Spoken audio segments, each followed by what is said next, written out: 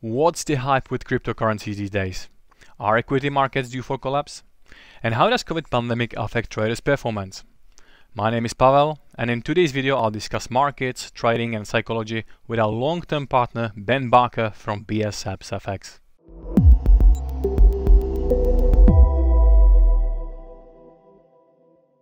So, hello Ben and welcome to this episode. Hello, Pavel. How are you? I'm alright, thanks. How are you, Ben? I'm very well, thank you. Perfect, sounds great. It's been a while since we last touched base, right? And things have changed since then, and I'll be more than happy to have some market insights from the professional like you are. But before we get to these topics, let's quickly remind our new viewers who are not familiar about FTMO, what we do and how we run our project, right? So the FTMO is online proprietary trading firm where we test trader skills in our evaluation project. So the process consists of the challenge and verification, where we put you through some risk parameters and see how you trade. And those who succeed, they will be given access to the FTMO account, which is connected to our live corporate accounts where we generate real cash flow. So if you think you have what it takes and you can manage risk, you can just consider taking our free trial, right? It doesn't cost anything and you can get the experience firsthand on trading with FTMO.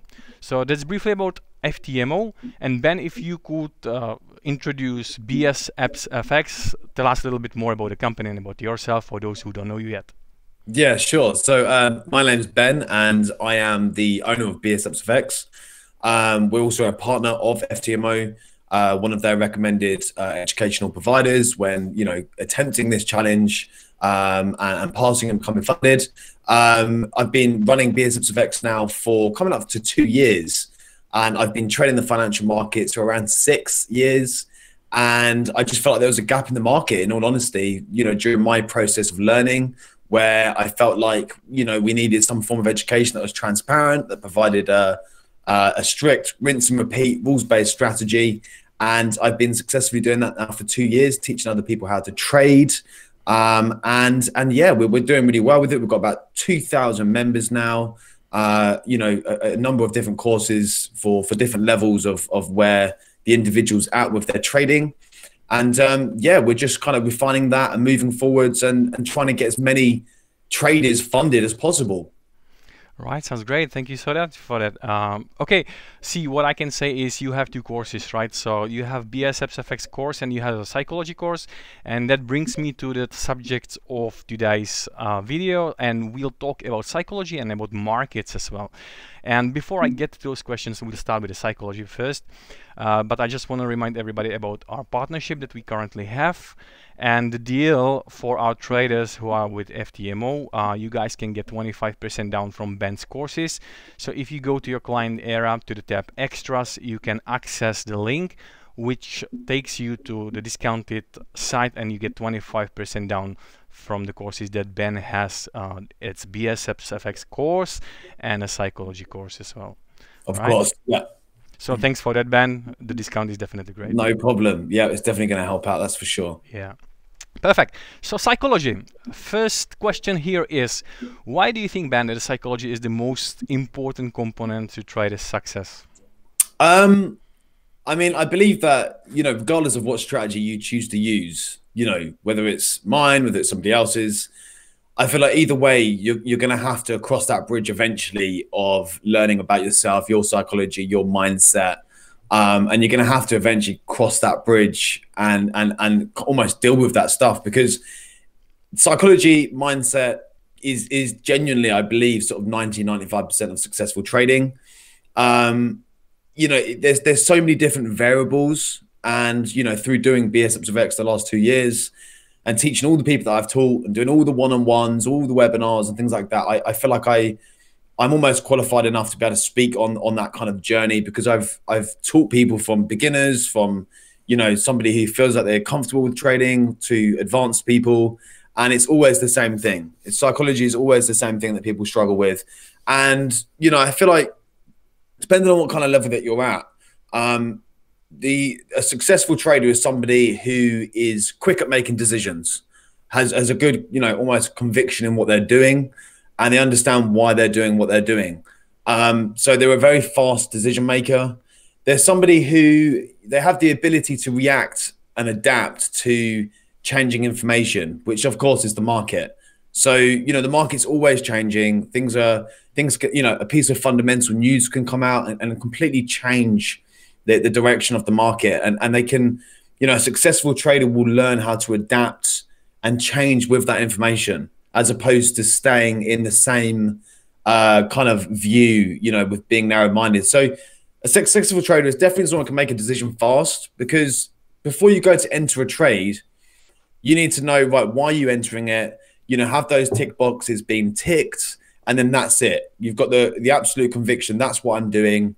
And now there's only two choices of things that can happen. That's either I'm going to get stopped out, or I'm going to hit take profit. So that is number one, in my opinion, being a fast decision maker. Number two is reacting and adapting to ever-changing markets and not staying with a bias.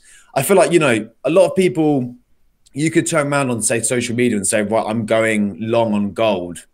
And then something will change by the end of the week. And for whatever reason, you've now gone short on gold. And people will have a particular opinion about that because they'll look at it as if that's a negative, the fact that you've changed your mind. But changing your mind and having the ability to adapt and change to something that's changed within price is one of the most successful traits you can have as a trader. So don't marry a bias. You know, if something's changed and some new information has presented itself to you, you would be ignorant not to react to it. I also think, you know, being a successful trader comes down to, you know, with like psychology, is almost being able to look at the bigger picture. I feel like a lot of traders base their personal judgment of themselves as a trader on a daily basis. So like one day they'll lose, you know, 2 or 3 trades. And as a result of that, they feel down about how they feel about themselves as a trader. And then another day they'll win, and then they're fit on top of the world, and they're thinking, oh my God, I'm the best trader ever. And actually really what we should be focusing on is almost like the months or even the quarters. You know, you just can't judge yourself off a day. You can't judge yourself even off a week. You know, so many great traders have bad weeks or even bad months consecutively, you know, consistently over the period of their career within the markets. I feel like it would be naive to believe that just because you've had a bad day or a bad week in the markets, that suddenly makes you a bad trader. I don't feel like that's true. So a successful trader is somebody who, you know, will look at the year, will look at Q1, Q2, Q3, Q4, and they base their judgment and how they feel about themselves with their trading on a bigger, longer term spectrum, as opposed to tracking on a daily basis. So that's also really important as well. I also feel like it's self-confidence, because a lot of people are, you know, they kind of get a bit nervous when it actually comes to the real thing. You know, when it comes to taking the actual trade. Now, you know, a lot of people say to me, what books would you recommend when it comes to trading? I do have some great book recommendations that I would suggest, but really a lot of the great trading books are not written about trading. They're actually written about mindset, confidence, self-discipline, those type of things. And that's the things that you should be mastering. There isn't a book really written about that. There's just numbers of books, and they're not, you know, for example, you might find a book that's written about playing poker. You might find a book that's written about athletes, you know, studying athletes like footballers and boxers and things like that.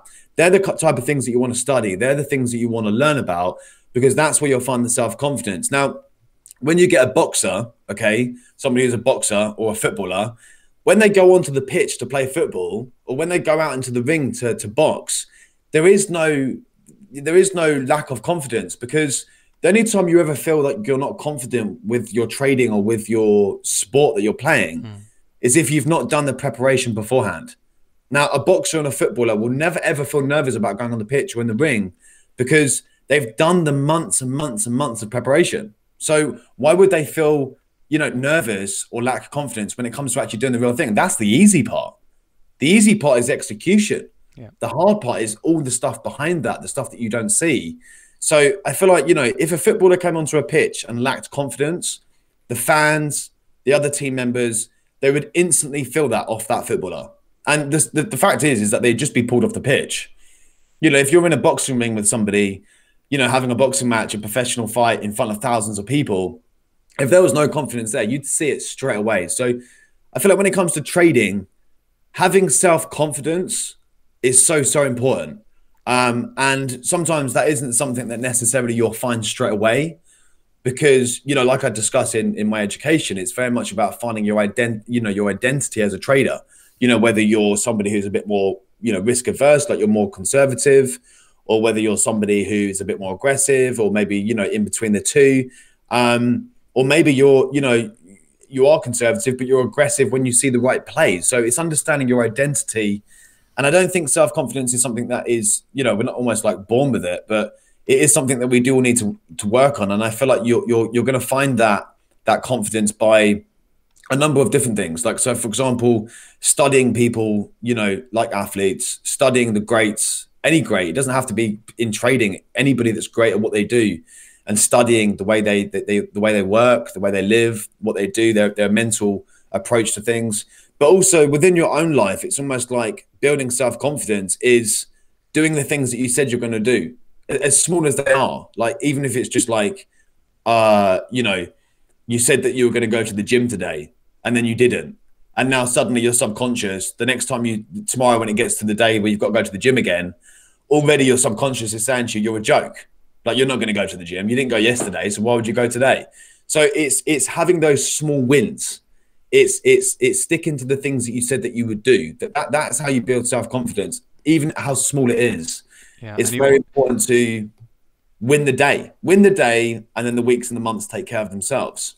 And you're also breaking your promise, right? So exactly, exactly. You're breaking that promise with yourself, and even if nobody ever finds out, you know in your own mind what you said that you would do, and that's integrity. And having that relationship with yourself, that you're going to follow through and do what you said. And the way you do anything is the way you do everything, right? So, you know, that's why they say that people that brush their teeth twice a day are more, you know, generally more successful in life, not because they brush their teeth twice a day, but because the way they do anything is the way they do everything. If they care about their teeth, it's likely they care about other things in their life too. So it reacts onto. But yeah, in terms of confidence, it's feeling like you're a winner before you're a winner. And sometimes, honestly, like, that's really, really difficult. And it's easy for me to sit here on this side of the fence and sit there and say that. But it really is having that kind of, you know, that internal confidence and that dialogue with yourself to be and think like a winner before you even become one. And I think another one as well is something I always tell my members is, you know, they approach me with, you know, like, I had a trade this week with one of my members and they said, oh, I'm looking to short pound Swiss. And pound Swiss was a great short. And I said to them, like, okay, what conferences do we have for this trade?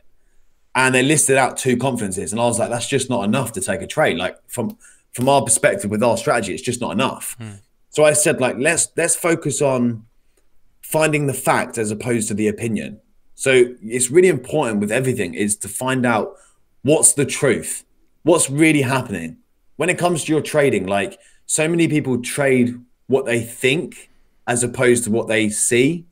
And I feel like that's the difference between opinion and fact. There's nothing wrong with having an opinion, but our opinions aren't always right. And I feel like we have to seek out the opposite view to our opinion and almost like get down to whether, is that true? Is what we're seeing really true? And sometimes you have to step out of yourself, get a pen, get a pad, and write out what are your real reasons for entering this trade? Why are you really entering it? You know, is there actually an intention and a purpose behind it? Or are you just entering it because you think that it's going to do something? Because, you know, I think we all know the market is way bigger than any individual. And, you know, just trading, you know, opinion over fact is going to run you into some troubles, especially if you're not very experienced and you're still trying to build up that experience. You know, let me ask you here, Ben. Does it happen often that you find consensus with your community? Like, it's a power of community, right? If you have people around you and you discuss these opportunities and you find confluences like this. So do you discuss these with your community and are you finding a consensus on these positions? Yeah, I think, yeah. I mean, we generally all kind of find ourselves taking very similar positions. And I think that's a great thing because it shows that everybody kind of understands where, you know, why we're doing what we're doing. So generally speaking, if we all lose, we kind of lose together. And if we all win, we kind of win together. So, and yeah, I mean, you know, the power of the community in general. I mean, obviously we all know that trading is a very kind of, you know, lonely, sedentary thing to do. You're sitting there all day by yourself kind of thing. And sometimes I think depending on what stage you're at as a trader, either a community can be very encouraging and can be a positive, or it can also be a negative. But I think it depends what community it is. I mean, if you jump onto TradingView right now and you find yourself in a chat about Euro USD, you're probably going to find a load of conflicting people in there that have different opinions, and that's going to throw you off. And actually, you might even find that you end up talking yourself out of a trade, out of a great trade. So I think community as well, you have to find yourself in the right community that suits your trading style. So I guess that's also probably important as well. But you know, one of the biggest things with psychology as a trader is also understanding, you know, that no trading is trading. You know, like, it's something that I repeat over and over again. You know, saving capital and preserving capital is equally just as important as making it. And not trading is trading. And I feel like the people that suffer with that the most are the people that transition from working a job 9 to 5 and then move over to trading full time.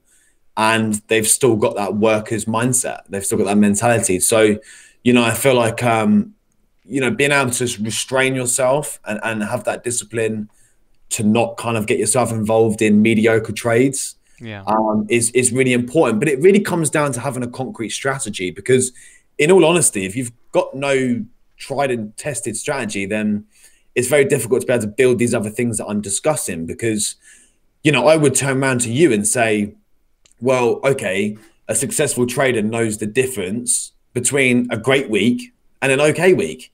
But that's because they've got a strategy that they understand, and they understand what they're looking for. If you don't really know what you're looking for, then how are you going to know what a great week is and an okay week? So, you know, I say to a lot of my traders who do have a good strategy, I say to them, look, back test until you understand what a great week looks like. What does a great, to you as a trader, as an identity as a trader, what does a great week look like for you? And what does an okay week look like? And when you've got an okay week, then you pull back a little bit, you restrain yourself, you're a bit more disciplined. And when you have what looks like a great week coming up, then you double down, you're more active, you get more involved. And it's knowing that the difference between the two. A lot of people don't know the difference. They're approaching every week with the same kind of mindset, the same kind of energy. And it's just not the way it is. I mean, you know, you can't, it's all that mindset again. It's knowing when to refrain and when to hold back, knowing the difference between the two. You know, like I know it off the top of my head when there was great weeks. I know what a great week looks like. I know what a great trade looks like. When I see what I know that I'm seeing and I'm absolutely sure about it, I'm like, yeah, that's the one. And I'm never hesitant or feeling nervous about getting involved in that, because I understand it and I know what I have to do when that presents itself. If I don't see what I'm hoping to see, then I'll happily just sit and do nothing. And I feel like people struggle with that. They struggle with sitting and doing nothing, right? I mean, they struggle with sticking to one strategy.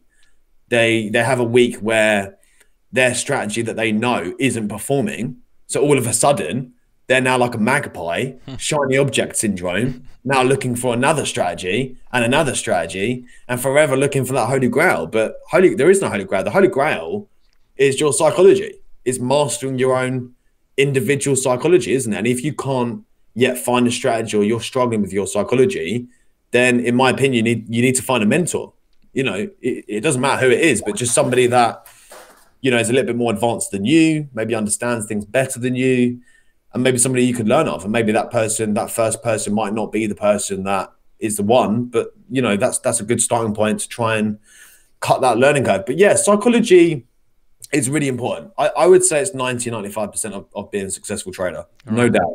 There's this notion, you know, if in doubt, stay out, right? So Yeah. if there are no market conditions, you don't need to trade.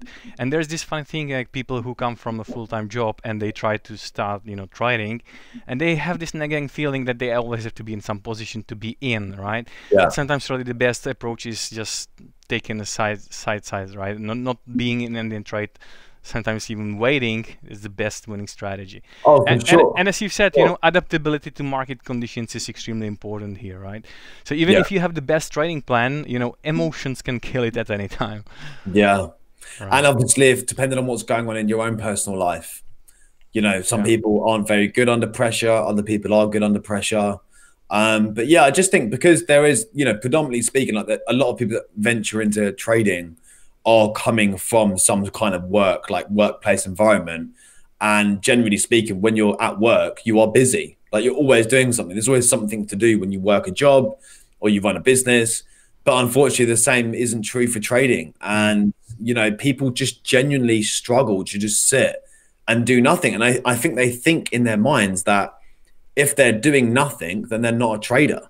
But that's not true. Like just by doing nothing makes you a good trader because it shows that you've got good discipline and patience to wait for what you're trying to see. I mean, in like March, I think it was March or February, like as a collective team with BSAPPSFX, you know, for the first couple of weeks, we didn't really trade that much. Like we didn't, you know, the markets weren't really presenting what we were hoping to see. But I tell you what, the last 2 weeks was unbelievable. Like, you know, everything shifted. You know, we had members that maybe didn't make a hell of a lot of money in the first 2 weeks, but then week 3, week 4, we're having like 10, 15% weeks just because, and the issue is that, you know, a lot of traders on those quiet weeks, because they get active and they're trying to place those trades, they end up taking losses. So they take like 1, 2, 3% loss. And then when a great week comes up, because they're so down and emotional about the losses they took, they're then hesitant on wanting to take the next trade because it's a great week. So then they miss all the great trades. Or what happens is that they make really, really good gains on those great weeks, like 10% in a week, which is great, 5% or whatever in a week. And then the next 2 weeks aren't so great. And they're bringing the same level of energy to those weeks as what they did the week before, assuming that the next week's also going to be great. And then they end up just bleeding out. So the next 2 weeks, they're just bleeding and bleeding. So they've made 10%. And then the next 2 weeks, they find themselves giving it all back because they're bringing the same energy and not recognizing the difference between a great and an okay week. So that's the issue, is that the issue isn't the fact that people aren't making money. People are making money, but they're just losing it. Again, they're giving it back again. So they're making it and then they're giving it back, making it and then giving it back. And it's just a vicious cycle. And that really just comes down to psychology. Absolutely. Why do you think traders underestimate this importance, you know, of psychology? I think that literally because, you know, generally speaking, you know, in school, in society, we're not really taught to be creators. We're taught to be consumers, right? You know, in society, we're not taught to, you know, master our psychology. We're not meant to master our psychology. We're not meant to elevate ourselves out of, you know, the norm and have those kind of conversations with ourselves. I mean, you know, outside of trading, like not even talking about trading, let's face it. I mean, there's a lot of people out there in terms of like their mindset, how they feel about themselves, how they speak to themselves. It's just way off where they should be. I mean, we're not I just don't think we're taught to be confident. We're not taught to be powerful and to make our own moves. And we're not taught to be self-sufficient. I mean, financial intellect is not taught in schools. Nutrition and diet and how to be healthy and look after ourselves is not taught in schools. And that isn't, you know, whether that's a whole different conversation that we can sit and discuss, which obviously we won't today. But, you know, I just don't feel like psychology is something that is spoken about enough. I don't feel like health. I mean, psychology isn't, I think we're looking at psychology and just calling it one word, but actually it's like an umbrella. There's so many things that come underneath it. You know, getting up in the morning and going out and working out before sitting all day in front of a screen to try and make money is not the normal. I mean, you know, it's not, you know, people aren't putting enough emphasis on working out, looking after their body, taking care of their minds. You know, they're just not looking after themselves, I don't think. And we're not taught necessarily how to do that. So I just feel like people underestimate it because they think that they're okay, I guess. They think they're okay. And what they do is they just think, oh, well, if I just learn this strategy, I'll just make money. And I just don't feel like that's what it is because, you know, teaching someone a strategy is not that difficult. You know, saying to somebody, look, this is what you've got to do. That's not the hard bit. The hard bit is getting them to do it in a computerized robotic way where they stop intervening. They stop, you know, the only people really making things complicated are ourselves. So I don't think that the actual strategy itself is necessarily a problem. I just think it's the way people execute and implement it and their own psychology. And I just don't think that's taught anywhere. I mean, even if you're looking at trader psychology, you know, where would you find that? Where would you find, unless you go and get some one-on-one mentoring by a great trader and spend some time with them, people don't seem to discuss it. I mean, when I first came into starting to be a trader, no one really spoke about risk management. I mean, it wasn't really something that people were, overly keen on talking about. Nobody really wanted to discuss about, if you turn around to people and say, you need to keep your risk at 1% or keep your risk at 2% all the time. Some people would say, oh my God, no way. Like, so people just don't really talk about psychology. They just want to talk about money. How much money can you make? True.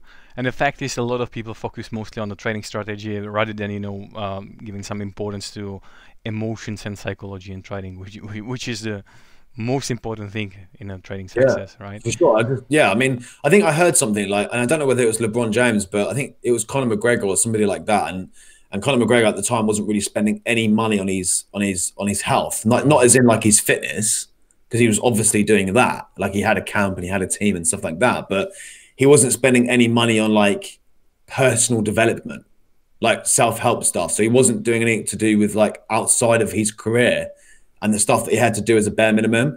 And he turned around to, I think, and correct me if I'm wrong, it might have been somebody else. I'm sure somebody will correct me on the comments, but I think it might have been LeBron James. And LeBron James turned around and said, I spend like X amount of millions per year just on personal development and personal mastery. And at that point, it was then when Conor went away and spent all this time. And, there's an interview with him with Tony Robbins of him discussing his self-development.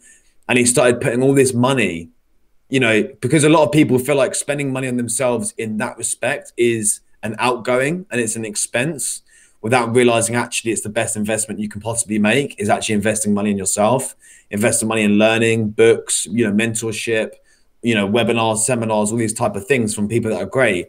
And I think he went away and started spending a lot of money on those type of things. And that's when he came back and had his most wins and had all this self-confidence and that kind of thing. So I just feel like people are underestimating how much time and maybe investment they should be spending on their personal development, to be honest. Right.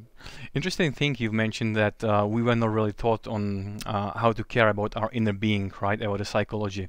And is it maybe because people prefer to have some kind of a routine and stay in the comfort zone rather than, stepping out and discovering strengths, weaknesses, and the effects of how a real day-to-day life has on their state of mind, right?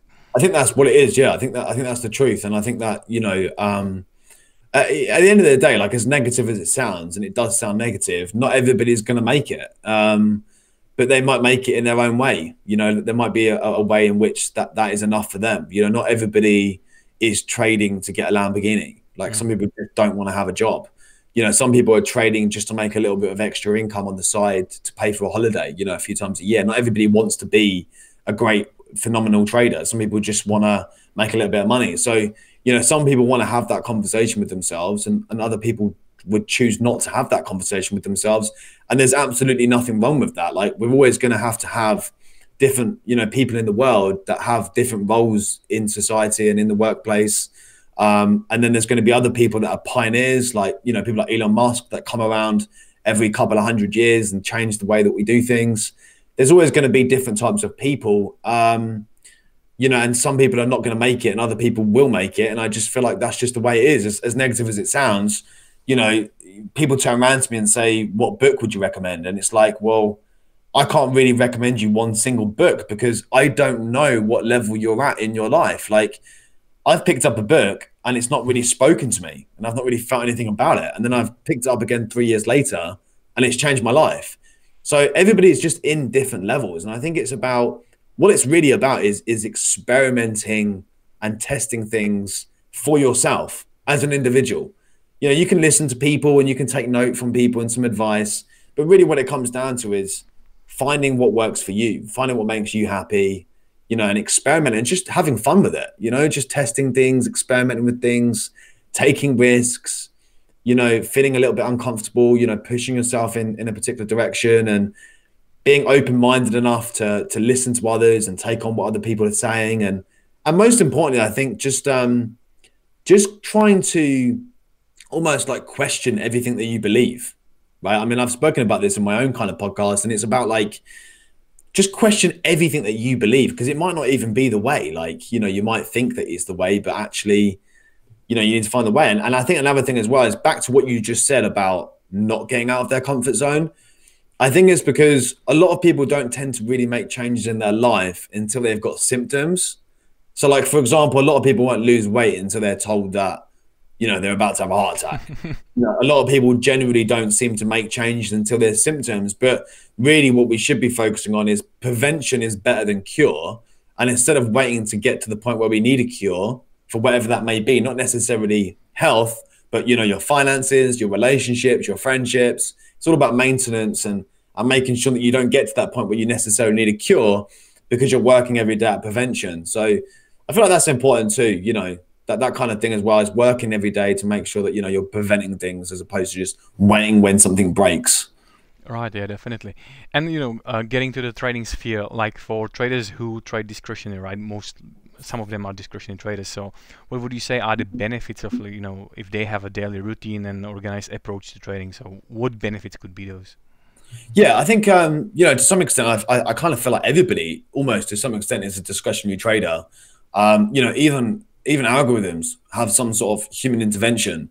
So we're all kind of reacting of decisions that we're all making. But, when it comes down to routine, I feel like it's everything. Routine is everything. And, I feel like, I don't know, maybe people feel like, by becoming a trader, that they have that luxury of being able to just wake up whenever and go to bed whenever and not have to really have anybody to answer to. But it's up to you to kind of keep yourself in check. Because the thing is that, not so much for beginners, because a lot of beginners have jobs still and they're learning about this whilst they've got a job, etc. But it's more for people that are now funded traders or are now full-time traders. There's going to be no one coming in and knocking on your door and telling you to get up in the morning. Right? You've not got a job, a boss that's going to be ringing you at 9 o'clock in the morning saying, where are you? You need to be here.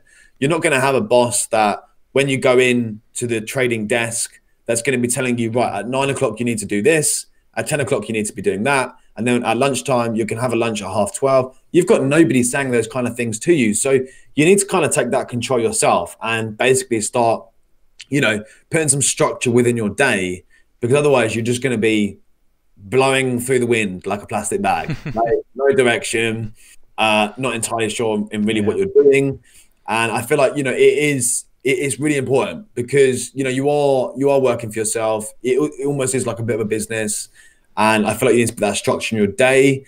A lot of my students, and we'll probably discuss this at some point in the interview with regards to journaling and stuff like that, but that does create structure in their day. They do weekly reviews.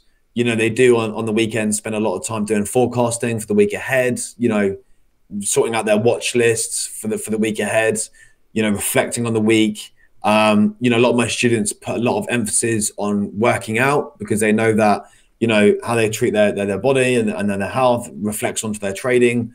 But yeah, it is difficult. It is difficult trying to put some structure in your day because especially when it's a quiet day with trading and you really have nothing much to do. And it's or the sun is shining and it's a beautiful day outside and you're saying, let's just go and, sit out in the sun, that kind of thing. And I think, until you get to a really pro level where you can afford to do that, I don't think you get that luxury initially. Yeah, true. Okay, let's now touch on this topic of COVID, right? So for past 1 year already, this pandemic situation has so much of effect on traders' life. So restrictions, lockdown, home office, so no meeting with friends, not meeting other people around. So what effects does this have on traders? Trading is a solitary business sometimes, right? So you are home, you trade from your PC, but you still have to interact with the community. So what effects does this situation, which is already here for past 1 year, has on the trader's mindset? Yeah, I mean, COVID, it's been a crazy thing, right? Even outside of trading, like just not even talking about trading and just in general with life, I feel like it's thrown so many of us off course. I feel like there's so much catching up to do with life and I, personally for myself, I've been very lucky and very blessed and I'm very grateful for being in the situation that I'm in that does allow me to trade and I do have control over my days and it hasn't luckily enough disrupted too much of my own personal life. But for a lot of people, millions of people, it's been a real struggle. And, I think regardless of how strong you are and how tough you are mentally in some way, shape or form, I think it's all touched and affected us, all of us, in all honesty.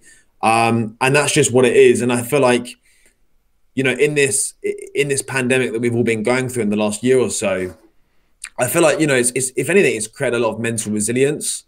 Pressure creates diamonds, and I feel like this pain, either physically or mentally, I feel like it's either you're either going to go one way or the other. It's either going to work as a great way of increasing your pain threshold, your endurance, your stamina for difficult situations, your mental resilience, or of course you're going to fold. And I think even if you folded, for the people that might even be listening to this, that actually they look at the last year and they think, do you know what? I've not actually really achieved much. I've not been very successful the last year during this pandemic. Then that's okay too, because rock bottom is the best place to build, champions and legends. And actually you can't go much further below than rock bottom anyway. So whether you're at rock bottom or whether you've used this opportunity as a way to build your mental resilience, I feel like there's a silver lining in all of it, to be honest with you. With regards to trading and stuff like that, a lot of my students have used this opportunity whilst being furloughed and, obviously getting the wages and things from their bosses. They've actually used all this free time to spend studying trading, right? Studying trading, attempting at getting funded. And there are a lot of my traders, a lot, who won't be going back to a job. They've used this year as a very successful year to actually get their heads down. They have not been able to socialize with their friends. Maybe that was holding them back. Maybe that friends group was holding them back. They've not been able to see family. Maybe there's a lot of conflicts within their family. And actually that's been quite a beneficial situation to not be around that kind of conflict. So I feel like it's one of those half empty, half full kind of questions. Like, you're either optimistic or you're pessimistic. I quite like difficult situations that kind of force me not to be complacent. I find that you don't really learn much from winning all the time when everything's going right. And I feel like sometimes, being forced to almost react and adapt is a good thing. It's a positive thing. And I feel like, yeah, sure, it's been a struggle not seeing friends, not being able to go out. But I don't feel like it's been all bad. I feel like there's been a lot of opportunity within that. I think it depends how you look at it. Yeah, definitely. You mentioned the mental resilience, right? So we've all been through this stress test. Yes, for past 1 year, it's been difficult, definitely. Yeah, it's been really, really difficult. Yeah, I mean, like I said, even for somebody who has got, used to stress and has dealt with it, maybe a lot of it in their life, I think even then it can break you. There's days.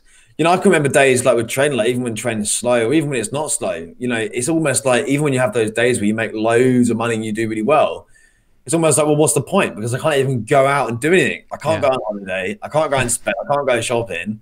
And, you can't share. You can't build memories and share that kind of experience with people.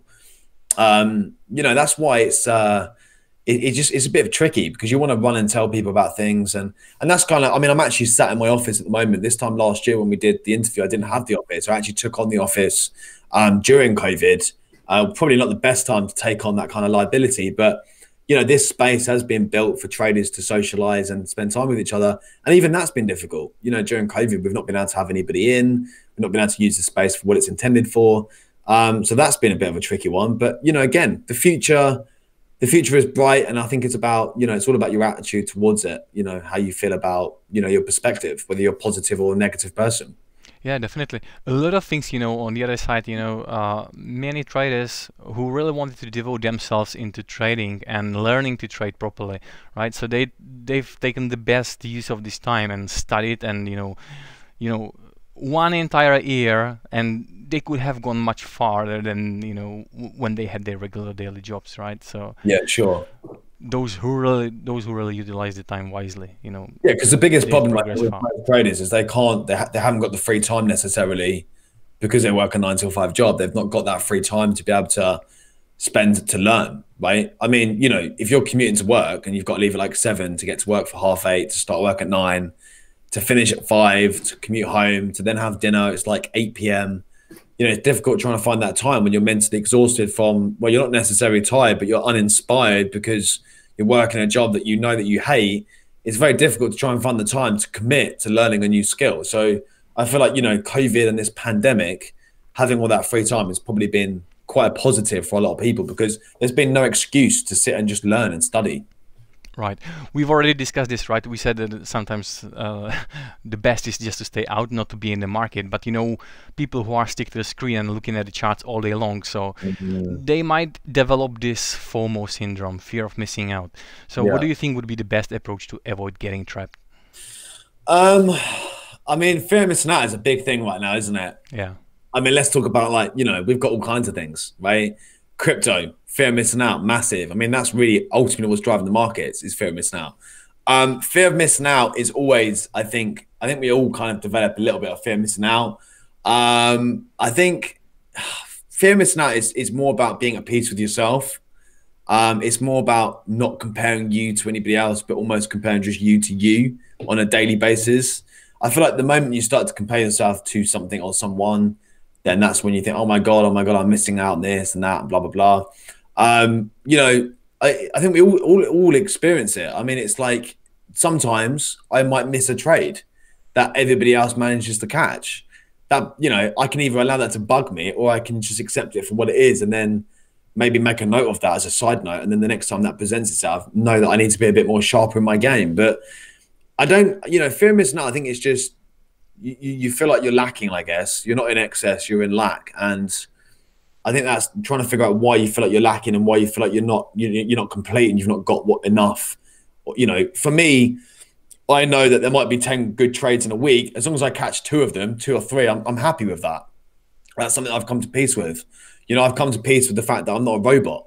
You know, I'm not an algorithm. I'm a human being, and I make mistakes and I get things wrong. And I'm not always going to catch every single move or every single trade. And it's just the way it is. So, but yeah, of course, that still bugs me. I mean, I'm 6 years deep into my trading journey, and it still gets me, you know, especially when like you take a trade and, you know, you end up getting like stopped out at break even or stopped out in general. And then, you know, it comes up for another tap of an area of interest that you're looking to sell or buy.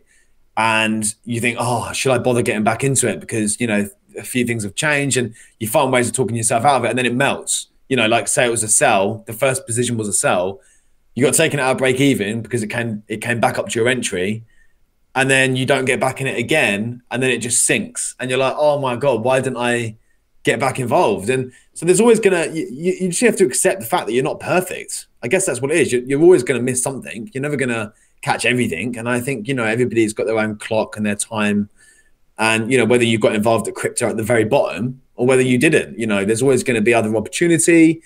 There's always another trade around the corner. There's always other times to get involved in things. So I feel like you just come at peace with that. You just accept it for what it is, I guess. Yeah, and the market opportunities will always be here, right? So Exactly. So there's always going to be, I think it's having faith though, isn't it? Because I feel like a lot of people miss like a wonderful move and they lose faith that that's ever going to happen again. So in their mind, they're like, oh man, I've missed that great move. And it probably was a great move, and it's probably worth getting annoyed about it. But, you know, it is going to happen again. You have to have faith that, you know, the markets will produce that same move once again. And you just have to hope that obviously you stay prepared and sharp enough to make sure that you catch it on the next occasion. Because for me, I get more annoyed about missing a trade than losing a trade. I'd much rather lose than miss it. So when I miss it, I'm like, oh man, if I've been waiting for it all week and I miss it. I mean, that, you know, take it from me, I'm 6 years into this journey and it doesn't really ever get any easier. You just still get just as annoyed, but you live and you learn, you just accept it for what it is and you just move on. It happens to professionals, of course, every day. Yeah. So what do? You know, you can't, I think the longer you hold on to it, the longer it's got control over you. And I feel like you just need to let it go and just accept it. And then it's got no control over you. So I see. Once the situation will be back in normal again, right? So the pandemic is slowly, you know, fading out. So once we have again this trade and work balance, so how should traders find that sweet spot to, you know, to fit in? Yeah, you're right. That's a really good question because you know, you're right. We are literally now heading back towards normal life. And I'm sure for a lot of people, they're probably feeling a little bit nervous about that. You know, we've almost like forgotten how to socialize and have conversations again because it's all by text. But yeah, you are right. That is something that's very, very true. We are heading in that direction. I think from a beginner's perspective, somebody that's kind of been involved in trading, but not yet kind of consistent, I don't, you know, as much as they're not going to want to hear this, I don't think that they yet have that kind of luxury to be able to have a work-life balance. You know, trading for me, it isn't a hobby. It is a career. It's a profession. It's something I'm very serious about. I dedicate a lot of my time into mastering my craft and spending time, you know, honing it and refining it. So I accept that there's a proportion of my week that I have to, you know, invest into my trading to ensure that I maintain it and that I prevent things from going wrong. But then equally, I do also have a great work-life balance when we're not in a pandemic. You know, I generally travel most months. I can take my trading with me. I get to, you know, do pretty much what I want when I want within my own schedule, within reason.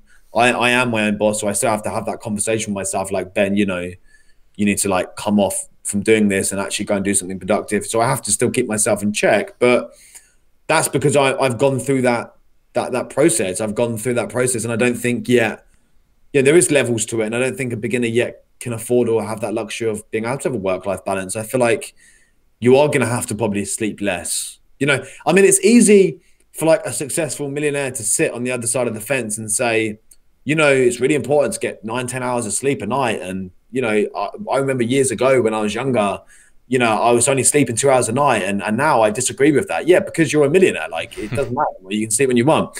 But for somebody that's a beginner, yeah, you are going to have to, unfortunately, sacrifice your sleep. You're going to have to sacrifice your friendships. You know, you're going to feel probably tired most of the time. You're going to feel stressed out. That's just the way it is. I mean, there's no easy way of putting it. Like, you are going to have to put the graft in. Yeah.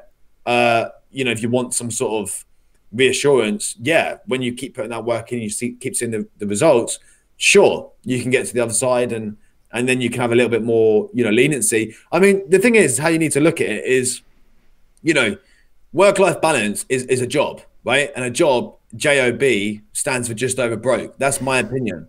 So, you know, if you're working a job 9 to 5, 5 days a week, to have 2 days freedom, you're basically trading 5 days for 2 days, which to me in maths doesn't make any sense. If I gave you €5 and you gave me 2 back and I didn't get anything in return for that, I wouldn't really feel like that was a fair deal. So work-life balance in a job doesn't exist, does it? Because a work-life balance in a job would basically mean that you're getting the same amount of days off as what you're getting to work. So that means that you'd get 3.5 days work and 3.5 days off. That's an equal balance between work-life and balance. So in a job, you don't get work-life balance. So what I'm saying is risk 5 years or a few years not having a work-life balance and just doing nothing but working, both inside your job and when you get home. And then you can have any type of work-life balance that you want. But as a beginner, no, unfortunately, as much as you guys don't want to hear it, you're definitely not going to get a work-life balance. In traders' words, it's like risk-to-reward ratio, right? So yeah, exactly. That's a really good way of putting it. Because I mean, otherwise you stay in your job and you work until you're, you know, I mean, they keep putting the retirement age up. So you work until you're 65, 70, probably by the time, you know, a lot of people that are in their mid-20s probably going to be working to their 70. You're never going to get work-life balance anyway. You get 21 days off a year. You know, you work 5 days a week. That isn't a work-life balance. So yeah, I would say put the graft in. You know, when you get home, put the work in. Don't necessarily socialize. Don't do the things that you'd like to do, and do the things that make you uncomfortable, that are productive and provide the most return on investment. And then maybe one day you can actually have that type of work-life balance that you're trying to, you know, achieve. Great. At what stage do you think, you know, trader can leave the job to trade full-time?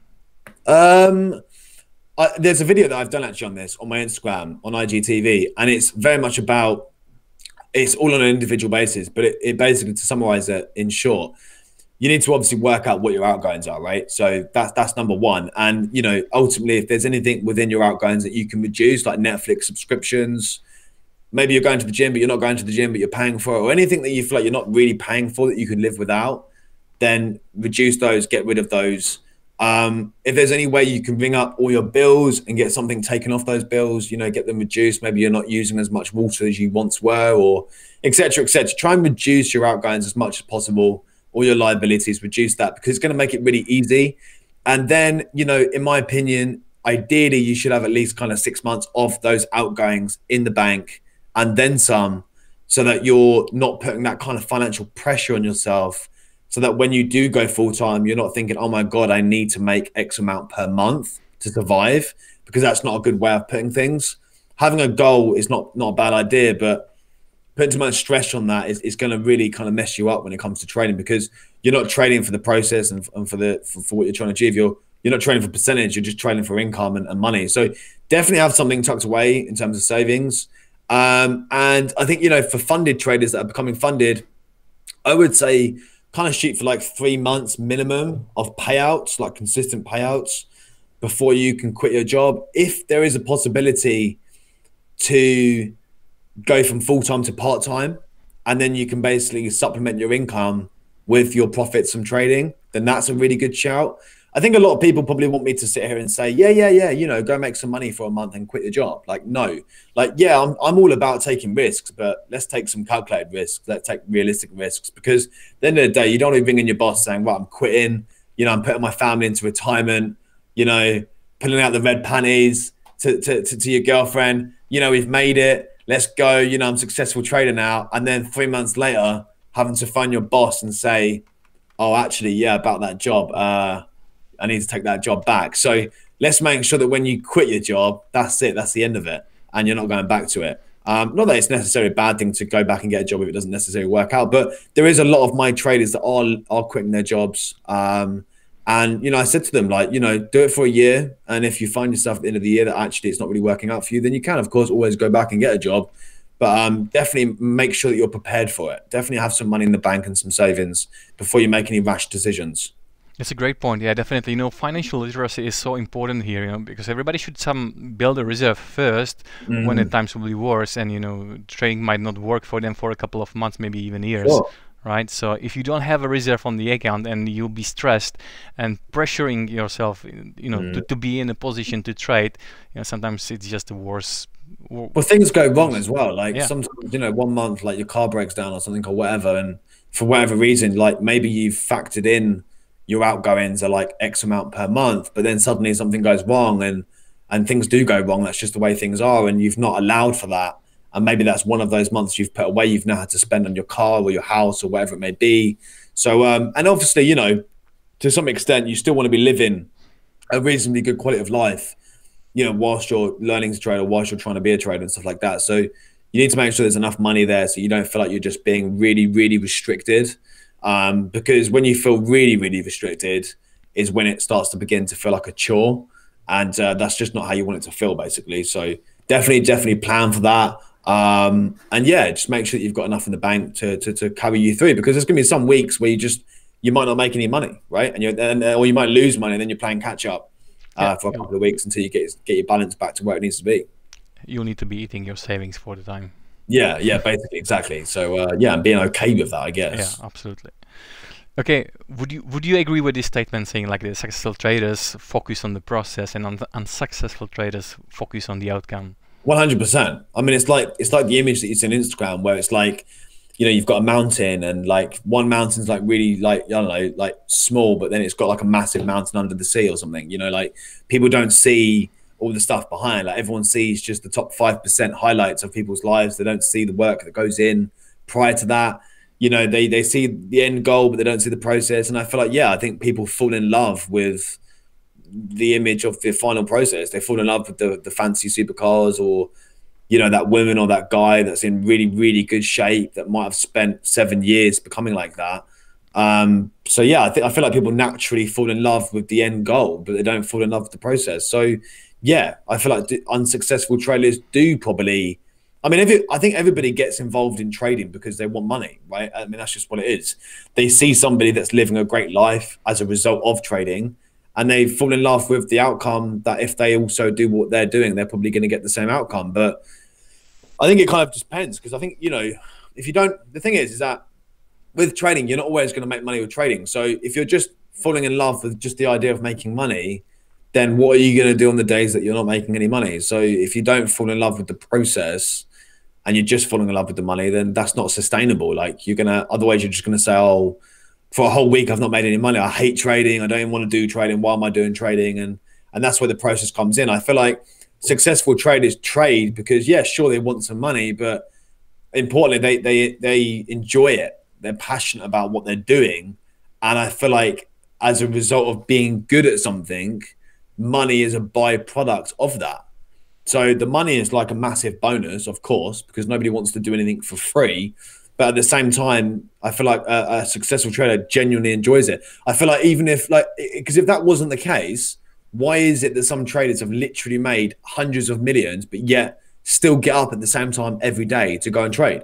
Because they enjoy it. Like, I couldn't be off a chart, I just couldn't. Like, even if I say to myself mentally, like, oh, and I've said it so many times in the last 6 months, like, next week I'm going to go take a week off, but I just never do. I just don't. I'm still here in the office watching the charts. Like, because I enjoy it. I actually genuinely love and enjoy what I do, regardless whether I win or I lose. So, you know, for beginners or people that are maybe not beginners, but like kind of partially consistent, I feel like you have to, you know, block out maybe necessarily all the fast cars and all the lifestyle and stuff and focus on being honest with yourself, actually being honest with yourself, having an honest conversation with yourself, because do you know what? It's okay if you don't actually find out you want to be a trader. There's nothing wrong with that. Actually, that's actually really good, because you've tried it. You've decided it's not for you, and you're now going to do something else. Maybe you're going to go do something else that's entrepreneurial. You don't have to be a trader. There's loads of other ways to make money, you know. So it's being honest with yourself. Have a real honest conversation with yourself. Like, why are you actually doing what you're doing? Is it because you genuinely enjoy it and you're enjoying the process? You're enjoying the wins, the losses, the sitting on the charts and not necessarily making any money? Or are you doing it just for money? Because if you're doing it just for money, then you're probably not going to do very well, if I'm honest. Yeah, you won't be happy for sure, definitely. Oh, no doubt, 100%, because you're just basically attaching happiness and fulfillment to money. And if you're not making money, then you're not really going to feel fulfilled. Because the thing is that there's no end destination, really, is there? Like, I probably feel just as challenged and as stressed as what I did 10 years ago. Like, it's good stress, but that's because there is no end destination. So I think a lot of people would say, oh, when I make 1 million, I'll be happy. But then they make 1 million and then they're like, oh, I want to now make 10 million. And then they make 10 million. And they want to make. So there's no end destination. So if you don't actually enjoy the process and you're just attaching your idea of success to a particular amount of money or a particular car. I mean, you know, I've bought nice cars and I've had bad cars and I still feel the same person. So it's like, it hasn't changed it for me. I still feel like I still want to go and keep going. So that is the process, because I enjoy it. So it's really about people need to understand there is no end goal. There's no, you know, even with like fitness people, they don't get to a particular weight and then they're like, right, that's it. I'm not going to work out anymore. That's it. I've done and achieved what I've achieved. They keep going. They find more efficient ways of doing things. They master it. They become a genius and a master in what they're trying to achieve. So there is no end goal. So you have to fall in love with the process, because it never really ends unless you die. It's a journey. Yeah, it's a journey. It's never ending. And people have to trust the system, right? They've backtested the strategy, they backtested the system. So now it's just about for them to trust that system and implying it and putting it into their daily routine. So that exactly. Well, you have to just stick with it long enough to make a decision on it. You can't just do it for a week and then say, oh, you know, that's it. Now I'm not going to do it. Like, that's not for me. You're right. You do have to stick with something long enough before considering changing things. All right. Perfect. Let me now touch on a little bit different topic, and that is trading journal. And you know, a lot of traders don't really pay that much of attention to journaling, right? But to journal or not to journal, because even some great analysts, you know, they go without journaling and still, you know, having the system in place and, you know, having their own approach to this. Some people like to journal, some people don't, but a lot of people, you know, don't really pay too much of importance to journaling. I think like what you're saying is like you're right. I think what you're saying does have some truth in it, but I think even if you're a great trader, you probably did journal at some point. Like you're saying, you know, oh, but some great traders don't tend to journal. And that's true. You are right. I mean, I don't journal as much as I used to, but I did used to, and I used to a lot. I don't feel like I just can't see how you can become good at anything unless you're tracking it. And I mean, the thing is, right, is that we all put so much time on learning chart patterns and chart behaviors, but yet we spend no time learning our own behaviors and our own, you know, mistakes and things that we do. So like you'll sit here and you'll spend months learning about a head and shoulders pattern, but you won't sit here and spend months learning about how you trade it. Like, do you know what I mean? Like, it's just, it seems, it doesn't make any sense. Like we study the markets, but yet we don't study ourselves. And the reason why I think a lot of people don't journal is because a journal doesn't really act as like an instant, like great thing. Like it's almost like to become successful from journaling to journal successfully, you have to do it for quite a long period of time before you get the results out of it that you're trying to look for. So, for example, I might write down today, I entered dollar yen at 109. These were my confidences for the trade. This was the chart time frame on the daily, the 4 hour, the hourly. This was the calendar that I entered on. These are the reasons, why I entered the trade. This was how I was feeling during the trade.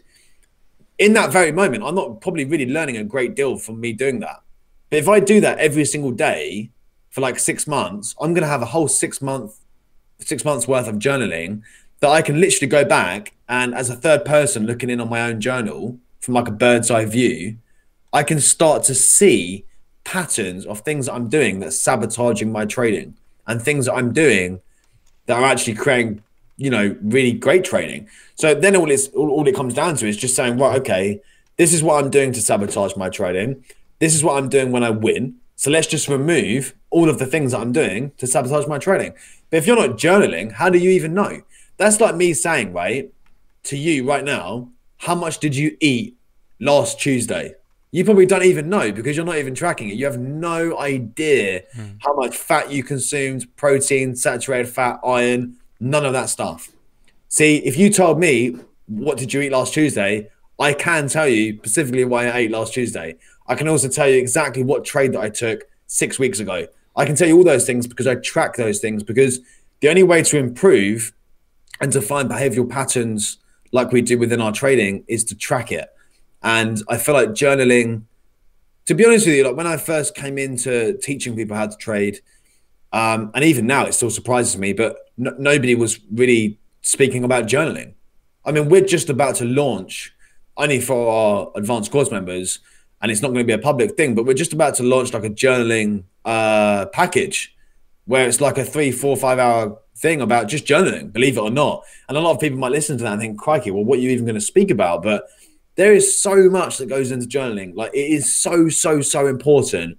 And hand on my heart, honestly, I don't think I would be the trader that I am today if I did not journal, because that's why I had my breakthrough moment. I was journaling everything, both inside and outside of trading. And I just started seeing patterns. Like, there was a guy, I can't remember what it was, but they did like a social experiment of where they filmed like 6 or 7 people, and over a period of like 6 months. And what they found is that all the people that they were filming every single Tuesday wore the same shirt or the same dress or the same trousers. And then the following Tuesday, they wore the same shirt, the same dress, because when they got home, they would wash that shirt and then it would go out to dry, and then it wouldn't be ready until Sunday, and then they'd find themselves wearing it on Tuesday. And we all do the same stuff. We're such creatures of habit. And I feel like unless you can double down on what you're doing that's damaging or aiding your trading, I can't see how you can become successful. Alternatively, unless you've got somebody else that I guess is tracking it for you and analyzing you and then telling you that information, but which is unlikely. So you need to be the person that tells yourself that. What are you doing that you keep doing that isn't good for your trading or your life? You might find that there's a friend that you tend to meet up with that when you come home after seeing them, you feel anxious and depressed or annoyed or frustrated. You write that down in your journal, and then after 6 months, you start going back through your journal, and you start thinking, crikey, like every time I see that person, I feel this particular way. And then I come home and I start taking it out on, my partner or my family or whoever it is I'm living with. And there's quite an obvious pattern there. Maybe I need to start spending less time with that person. Or every single time I take a trade, the ones that are the most unsuccessful trades are the ones where I don't wait for a candle to close.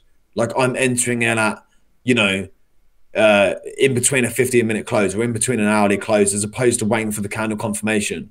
Or, I'm finding myself taking a trade at a particular time in the day, which isn't very successful. I don't know how anybody can tell me that information unless they journal. Yeah, and I think also the problem here is that people don't get that instant reward, right? There's no connection. Yeah. So, it's like when you do analysis on the chart, you immediately know how the market is going according to your analysis, according to your technical levels and so on, right? Also, like anytime you place a trade, you know where to drag the stop loss and profit target, so that you get that instant connection with the market or with the way you trade. If it fits to your trading plan, for example. But when you journal, people don't get that instant gratification unless they really, review their trades and the positions in the trading log after, let's say, a period of 1 week or a month or something like that. Yeah. Well, another thing as well is that people only find themselves journaling when they're having a bad day. They don't journal good days. So then what they do is they convince themselves that all they have is bad days. And that's probably because all their journal is just entries of bad days and bad trades. But actually, if you journal both good and bad, when you're having a bad day and you feel like giving up, you can go back on your journal and actually remind yourself that it is possible to actually have a good day and a good trade, because you can go back to, the 2nd of February and realize actually you did everything right and you had a really, really great day when it came to trading or life. But most people, like with religion, they find themselves praying only when things have gone wrong, when really you should pray every day. Like with journaling, they only journal when they're having a bad day, when really you should journal everything, good, bad, okay, because that's where you learn from things. It's all about self-reflection. And some people have got really good emotional intelligence and they're very in tune with themselves and they're very good at third-person observation. Other people just need a little bit more of a push. And I feel like a journal is good for everybody at any age. It's not just like some little girl's thing that, little girl's diary that, when you're younger, they have a little padlock on it. It's an adult thing too. And I feel like we should all, be writing down our thoughts and our behaviors and things like that.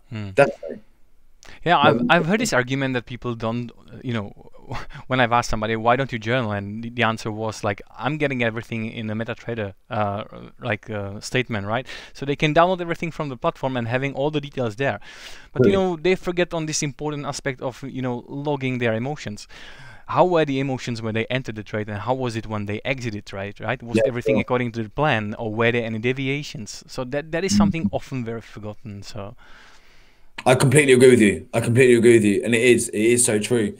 Sometimes people don't realize, like, if they've had less sleep that night, normally they get 8 hours and for whatever reason they got 4, and then their trading performance the next 2 days is bad, that then they start feeling like it's them or they feel like it's the markets, when actually all it was the fact they didn't get enough sleep. And you don't know that because you didn't write it down and you weren't aware of it. So yeah, I mean, I don't, some great traders that are very advanced and professional, maybe they don't journal as much. But I can guarantee you at one point or another, they probably did journal. So as you know, there were a lot of events happening this year in the markets. Major of those were US presidential transition and global blockage, trade balance disruptions due to the Suez Canal blockage and other things as well in the cryptocurrencies. And one of those major things which were highlighted this year was the GameStop short squeeze. So Ben, you being the active trader and professional in the market, so could you tell us a little bit more about that? How did it happen? What was it all about? Yeah, I mean, I think, for those that are interested in the markets, they probably would have read a little bit about it. In a nutshell, I feel like why it took the world as such by surprise is in the way in which it happened. I mean, obviously, people collectively got together and pretty much squeezed hedge funds out of their positions, on things like GameStop and AMC and things like that. So I feel like that's why it was such a surprise. In a nutshell, with regards to the markets, this isn't anything probably new. This is very much about supply and demand, and people being squeezed out of positions is a daily thing. People stops being taken, people being, margin called and almost taken out of their positions really effectively. So I don't feel like this was anything new, but I feel like the reason why it was such a surprise is because of the people that were behind it. I mean, we literally had groups on Reddit and forums that were pretty much getting together and all pooling money into a trade and basically squeezing out huge hedge funds from their positions. And that was what was quite incredible, because it almost shows where we're heading, really, the direction in which we're heading.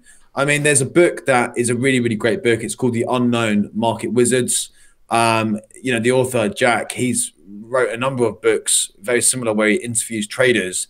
And what's so interesting about The Unknown Market Wizards is it's as the title says, it's people that are unknown. And there is a particular trader in there, Chris Camello, I believe his name is. And he basically has a trade system where he doesn't trade fundamentals. He doesn't trade technicals. He doesn't even look at a chart. And basically what he does is he just takes trades off the back of what people are talking about on social media. So if people are talking about this new drink or this new product, his company basically invests in it. And he has an algorithm that picks up, hashtags and what people are talking about and words that are being used consistently. And he trades pretty much that type of system. It's quite phenomenal, really. But, the reason why I say this is because I believe that we're heading in a direction now where the underdog and the little man, if there's enough of them put together, can genuinely make a change and squeeze the big guys and the big players out of the market. Funny thing in this new age, right? So how people can get together on Reddit and just change the course completely, compared to what trading on the equities used to be before. Yeah, I mean, it's like with Bitcoin on the first run, right, up to 20K, and then obviously it dumped. It's very much like that. I mean, there was many groups that were formed, past this as well, where they tried doing the same thing with, things like silver and stuff like that. But then you start to wonder, whether that was hearsay from the hedge funds. So it's almost like the hedge funds started fighting back and started, posting their own stuff to then almost sway the rest of the minority to believing something else. So it was quite an interesting time, and where it really was the underdog versus the hedge funds. And at one point, of course, the hedge funds genuinely did get squeezed. But with that being said, we have to obviously remember that obviously, these hedge funds did take a big loss, but their job is the markets, and no doubt, I'm sure they found the opposite position at one point or another and made that money back. I mean, GameStop did push to unrecognizable levels that you wouldn't even imagine that it would hit. And then, of course, it did reverse. So I suspect that what you're seeing is a load of underdogs pulling together their money to collectively drive price to squeeze the shorts. But then when price hit a particular level, what's saying that the hedge funds didn't step in at the top and then squeeze them back out of the markets? Because the thing is that, like with GameStop, you can buy the stock and keep pushing it higher, but eventually people are going to want to take profit. And when they do take that profit, of course, price is going to dip, and effectively they're going to have to be squeezed out of their long positions by the short sellers coming in. So really what it comes down to is who's got the most money, really, isn't it? And who can squeeze who out the market the fastest. Yeah, absolutely. And traders who don't trade stocks, and they're not familiar with short squeezing, could you maybe explain a little bit more about this, what short squeeze and what it actually is, and is it possible in Forex? Yes, yeah. I mean, obviously, I think it's a lot easier with regards to stocks because it's more to do with sort of supply and demand. I mean, when it comes into things like Forex, it's a lot more liquid. You can move more money through the markets without shifting price, in a particular direction excessively. But when it comes to stocks, obviously, of course, it's versus the price of the stock. And, GameStop, I can't remember the actual level in which it was originally. I think it was something silly like $10 or $15 per share, and it was pushed up into the hundreds. But basically what happened is that, these hedge funds were short, let's say, for example, from 15, and they would have had a particular level that stock could go to before they would have to intervene and close out their positions, because they'd almost effectively be in too much drawdown, like too much unrealized losses. And the underdog that obviously pulled together, they pretty much these hedge funds would have not had stop losses but maybe had some sort of level in which if price went to, they'd have to get out. And these underdogs got together and pushed the price so high that I feel like it caught the hedge funds off guard, because it was just so unheard of, like for something to move so fast in such a short period of time, that the hedge funds had no choice but to pretty much liquidify their positions, just close their positions at the loss.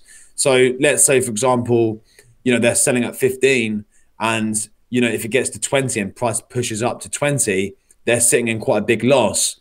They would then have to intervene and close that position because, of course, it's too much of a loss to bear.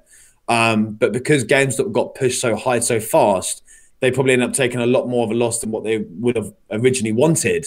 So they were probably having to move a lot of positions around and kind of put more money really into their short positions to try and hold up their position really effectively, and to the point where it just wasn't manageable. So short squeezing is pretty much when you're short on a position, so you're looking for price to drop, and you have an idea in mind of where you'd like to get out of the trade if it goes the opposite direction that you're hoping for. And that is basically getting squeezed out of the market. So you're being squeezed out of the market by people that are buying that stock when you're short and you're selling, and they're driving price so high that you have no choice but to close. Right, I see. And that's basically what happened to the hedge funds. They took quite a big hit on that one. Is there any confluence when it comes to short squeeze and a fat finger or market spikes? I think with stocks, you're probably going to see that more often. You're probably going to see it a little bit less with things like trading currencies and stuff like that, just simply because, you know, it's a little bit more sort of over the counter. It's more liquid. You know, as I said before, you can move a lot, you know, larger volumes of money without disrupting price too much. When it comes to stocks, obviously there's only a certain amount of stocks within a sort of a company or whatnot. And I think it's easier to squeeze people out when it's stocks.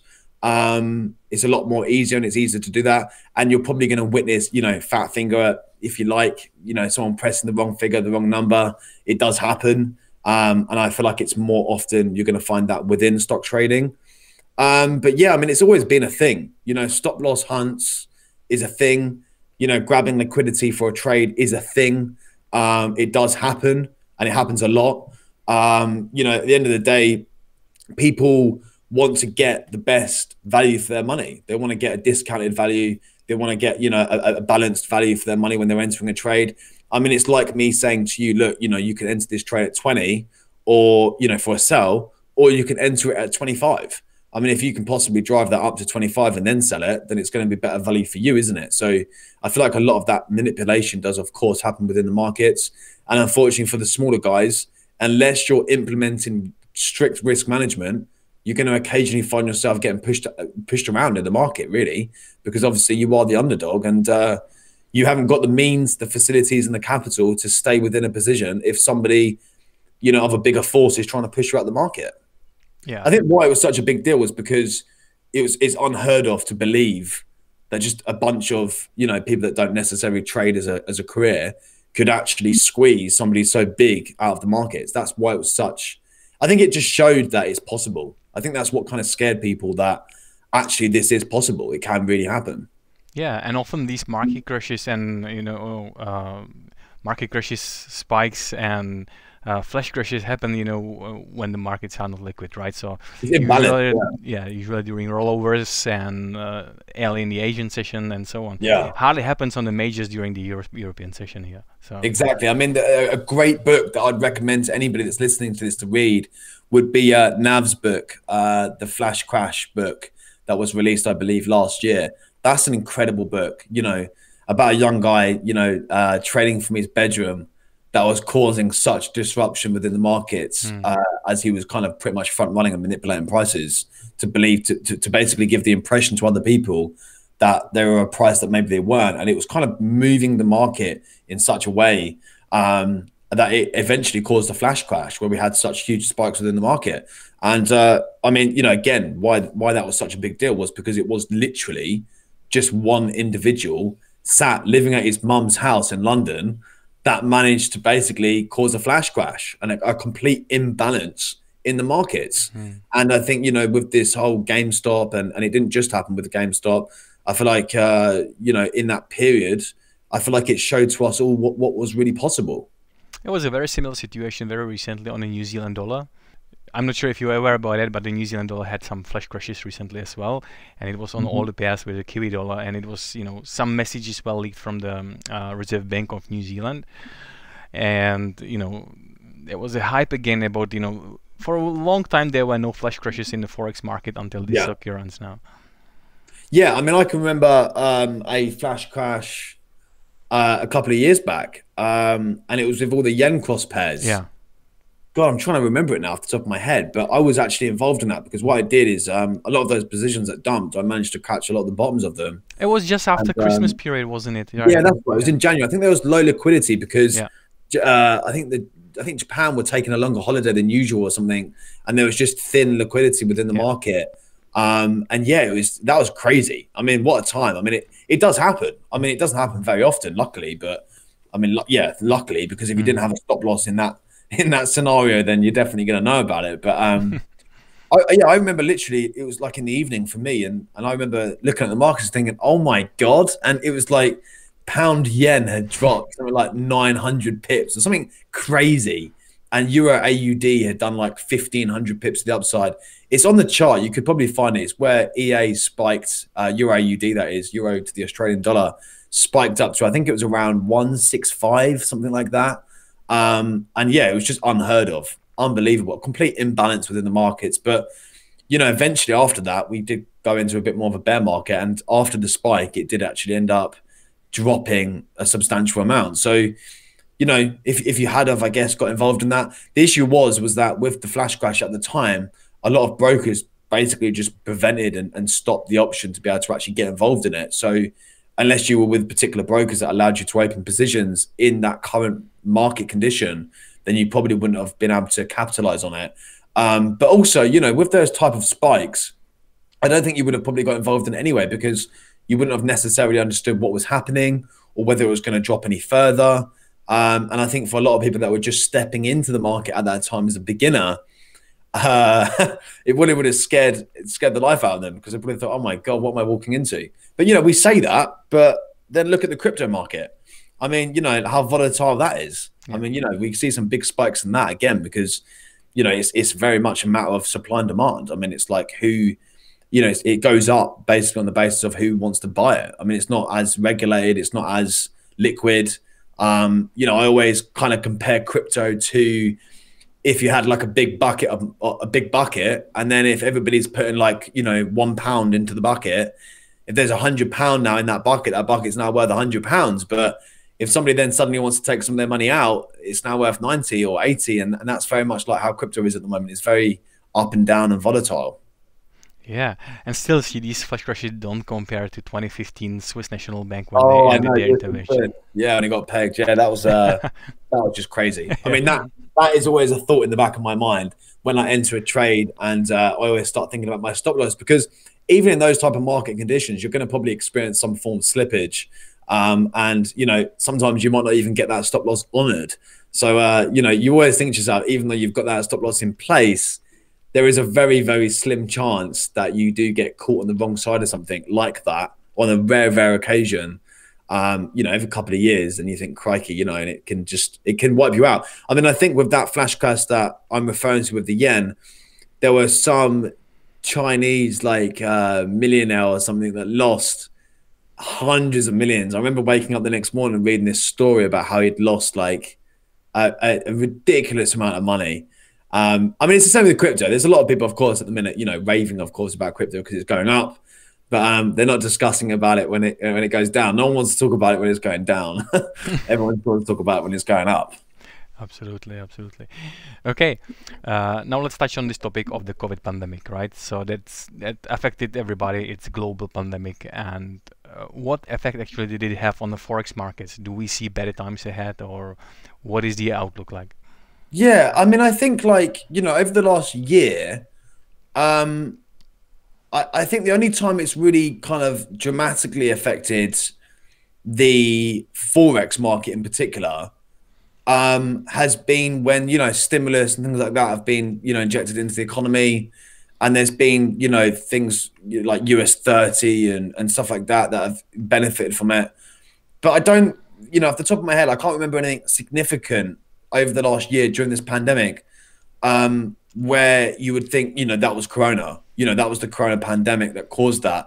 I think maybe within stocks, because of course businesses have been affected, you know, a lot over the last year and probably have lost some of their top spots within, you know, the listings and whatnot. You know, and obviously tech, you know, has been soaring.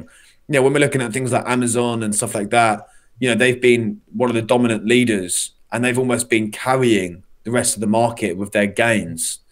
But I think within the Forex market, the only thing that's really caused so much disruption in the Forex market over the last sort of 12 months has predominantly been Trump and his Twitter account, which of course he's lost access to. But, and you know, honestly, a part of me misses it because, you know, it's so It was fun. unpredictable. It was very fun.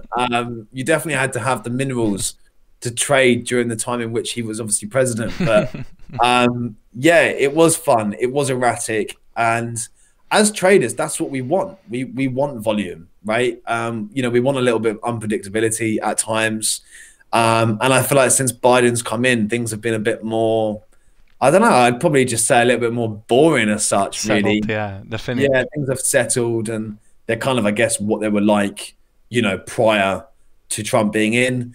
And you know, there's other things as well, like Brexit has kind of been dealt with now. I feel like there was a lot of doom and gloom around Brexit that hasn't maybe materialized as what people thought it would. I mean, you know, in terms of like the markets and Corona and stuff like that, there's just some really big winners and some really, really big losers. And I think, you know, we're very blessed as traders because we don't have to always buy things. You know, we can also take the opposite direction and sell things as well. So we are very blessed in that respect that it doesn't really matter too much about what's going on in the world. Because of course we can always change our bias and we can take the other direction of the trade. If you only had the ability to just buy, then yeah, of course, you'd be so restricted into what you could get involved in, and there'd be a lot more risk involved.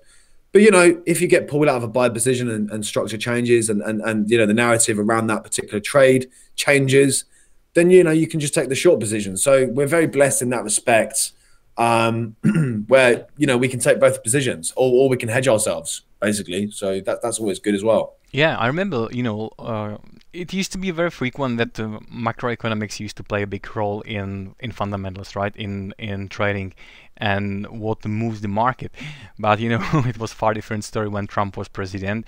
And, Yeah. you know, you wouldn't really pay that much of attention to NFP, No. for example. Just like when No. you want to know what happened in the markets, you just look at Twitter and look at Donald Trump's tweet, and then you get the idea immediately. Right? Yeah, for sure. He was very much running the country very much like a business, Yeah. and very ruthless. And there was probably a lot of positives and there was some negatives too. But you are very right. I mean, it was a time when NFP would come out, and to be honest with you, NFP comes out nowadays on the first Friday of every month, and it doesn't seem to even really have much of an effect on the markets anymore. Exactly. I think we're at a point now, not even just with trading, but where things happen now in the world and we're just like, oh, right, cool. Like 5 years ago, something would happen and you'd be like, oh my God, it's crazy. But now the most craziest stuff's happening and people just, they're so desensitized to it. They're just so like, oh, cool. Like, because we've had such a wild year with the unimaginable happening that it's hard to almost believe half the stuff that's happened. So now when it happens again, we're just like, whatever. Like, we're just so not bothered anymore by these really big events that seem to happen. Yeah, and you mentioned also about Brexit, right? So as a matter of fact, a lot of things haven't materialized when it comes to this because people were worried about the outcomes of Brexit, Britain leaving the European Union, right? And the Irish backstop and everything around that at the time. But then COVID came and it absolutely overshadowed everything, all that hype around Brexit. Yeah. So, yeah. Yeah, so Brexit was like the thing that everybody was discussing. And it was always on the end of everybody's tongue, like, you know, talking about it. And, you know, it's very divided. And it was probably another tactic, you know, with regards to like divide and conquer and that kind of thing. And, you know, everybody was divided over it. Even people that didn't live in Britain or Europe had something to say about it. And I feel like, you know, I mean, once upon a time, Britain wasn't in the Euro and we done just fine. And we're probably going to do just fine going forwards. But I feel like, you know, like with anything, if you follow the news in general, you know, newspapers and media and stuff like that, there's a lot of scaremongering there. And I feel like a lot of the stuff that was assumed that may happen just never really materialized. Yeah. I feel like, you know, it just never really, we've bounced back, I think, very strongly as an economy. You know, I feel like we had a temporary drop when everything was going on with the Brexit, but then we've bounced back. You know, our exports are great as a country and an economy. We're not doing so bad. I mean, obviously debt is not great, but then that's the same for most countries. So yeah, I don't think we're doing too bad as a country right now in this very moment. So, well, I think another reason is obviously we've been so fast with the vaccine rollout, in particular with the UK. And I feel like Europe has got a lot of catching up to do when it comes to the vaccination. So, you know, because we've done so well with that, that's a very big positive for the country and the economy, because it effectively, it means that we can open up the country a lot faster with no little consequences, because of course majority of the population are vaccinated and back to work. So I feel like that's going to be a really good thing to have for the economy. And in terms of like, Britain in particular, the UK in particular, relative to other countries, it is something that I'm invested in, the FTSE, which of course is the UK 100, but in particular the UK 250. And that's more so because the UK 250 is more of a 50-50 split in terms of their earnings. So 50% of the 250 on the FTSE is kind of like international. A lot of their earnings come from international, and the other bit is very much at home based. Whereas the FTSE 100 is more sort of 75% split, where a lot of their money comes from international companies. And I do believe that if we're looking at something like the FTSE and Britain in general, what we're going to see is a bit more of a rebound probably from the UK. I mean, I've got some figures somewhere. I can't remember specifically what it was, but it was something like the FTSE is only increased 10% since 2016, whereas the DAX and the DAX has done 44% and the Dow Jones has done 88%. So I feel like there's a big space there for the FTSE, in particular the UK 100 and the UK 250, to actually see a lot of growth, especially over the next sort of 12 to sort of 24 months, until we start feeling the real effects of COVID and, inflation and the new, the new business taxes and all that other stuff that we're going to start to feel in a couple of years. But I feel like because of lockdown, it has created a lot of savings have been saved. People haven't been eating out. People haven't been necessarily going out shopping. People haven't been commuting to work, having to pay for petrol for their cars and stuff like that. So I feel like there's a lot of money that's sat there right now that, it's almost going to be like post-war boom of everybody just running out and spending money. And then I think what will happen is in a couple of years, after all that's kind of settled and everyone's back to reality and everything's back to kind of normality, that's when we're probably going to start feeling the real effects from basically COVID. That's when we're going to start feeling the real, the big effects from COVID and all that comes with that, tax increases and all that kind of stuff that we're going to have to, go through. Because by that point, everyone would have forgotten about COVID in 2-3 years' time. But what they're not going to forget about is all the tax increases and all the extra money they're going to have to pay out in things like inflation. Inflation, interest rates and everything around it. Exactly that. Yeah, definitely. Okay, you mentioned about FTSE, but is FTSE correlated to British pound, or is it correlated to anything, any other asset? Do you know, I don't really feel like it is. No, it's not something I really feel like it does tend to really follow the pound at all. If anything, I feel like it's got more of a negative than it has a positive. I don't really feel like it kind of, they run hand in hand. I don't really feel like any of the currencies really follow their, like when you're looking at the US 30, I mean, that certainly doesn't follow the dollar. The dollar is at the minute, during this video is dumping. I mean, and US 30 is seeing all-time highs. So I don't really feel like there's any real kind of key correlation there. If anything, there's more of an opposite correlation. But yeah, I mean, the FTSE in general, if we're weighing it up against others, around the world, I feel like that's got the biggest rebound, in my opinion. I feel like Britain was probably hit pretty hard during the coronavirus. It also had Brexit to contend with as well.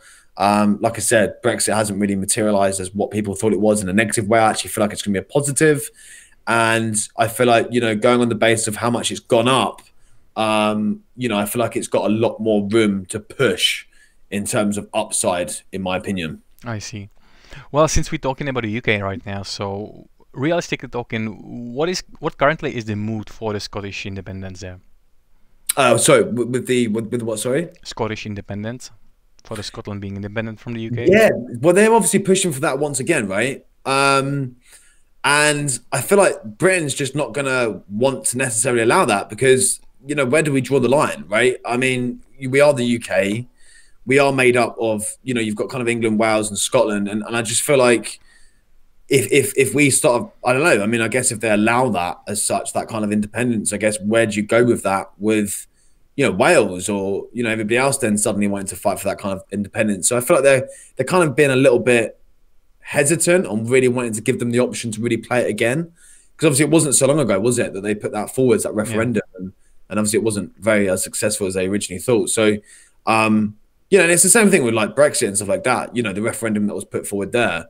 You know, the people that voted Remain will say that it, you know, it was only ever it's insignificant, and the people that voted to leave will say, well, no, it was actually quite overwhelmingly, you know, the majority, and et cetera, et cetera. So I think if you were to speak to the Scottish people, they've probably got mixed opinions on it. And you know, most things like this are always politically driven. You know, even with this whole vaccine, you know, with the AstraZeneca vaccine and stuff like that, like it's all political. It's all just playing games politically. I tend to try and stay out of it as much as I possibly can. Everybody's got their own opinions and beliefs. And in all honesty, of course, you know, it does have a huge effect when it comes to trading. But it really depends on what kind of trader you are, whether you're more fundamental based or whether you're more technical, or whether you obviously use both.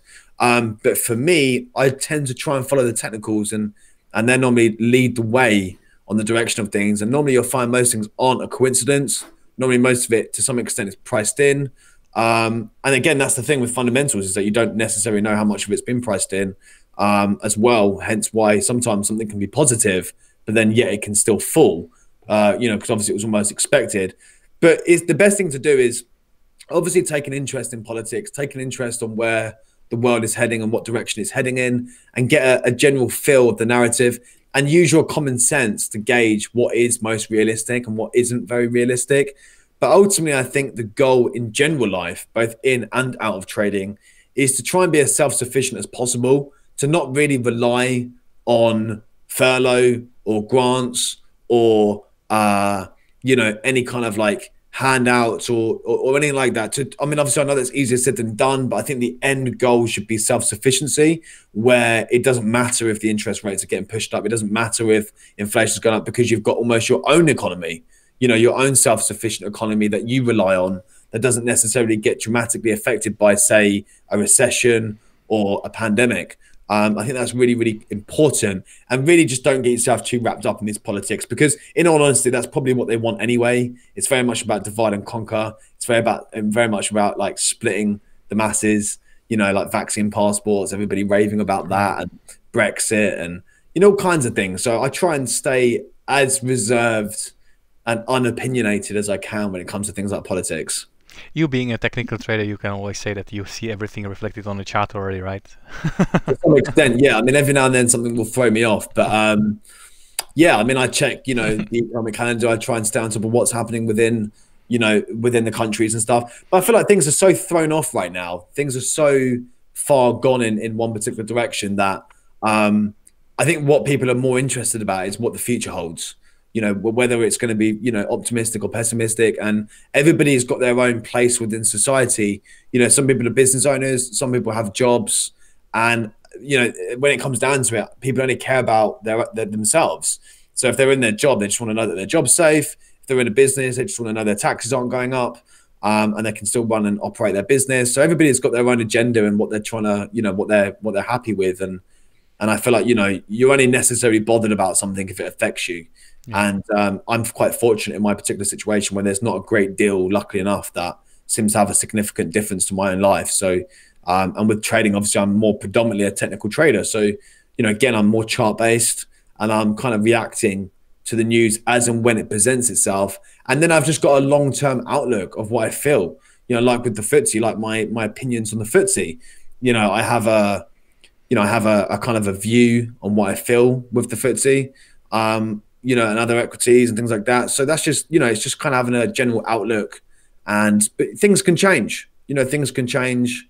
I might say this today, and then within 6 months actually retract that and go in the opposite direction. So that's the beauty of trading. You are allowed to change your mind, and you are allowed to, you know, take the opposite direction.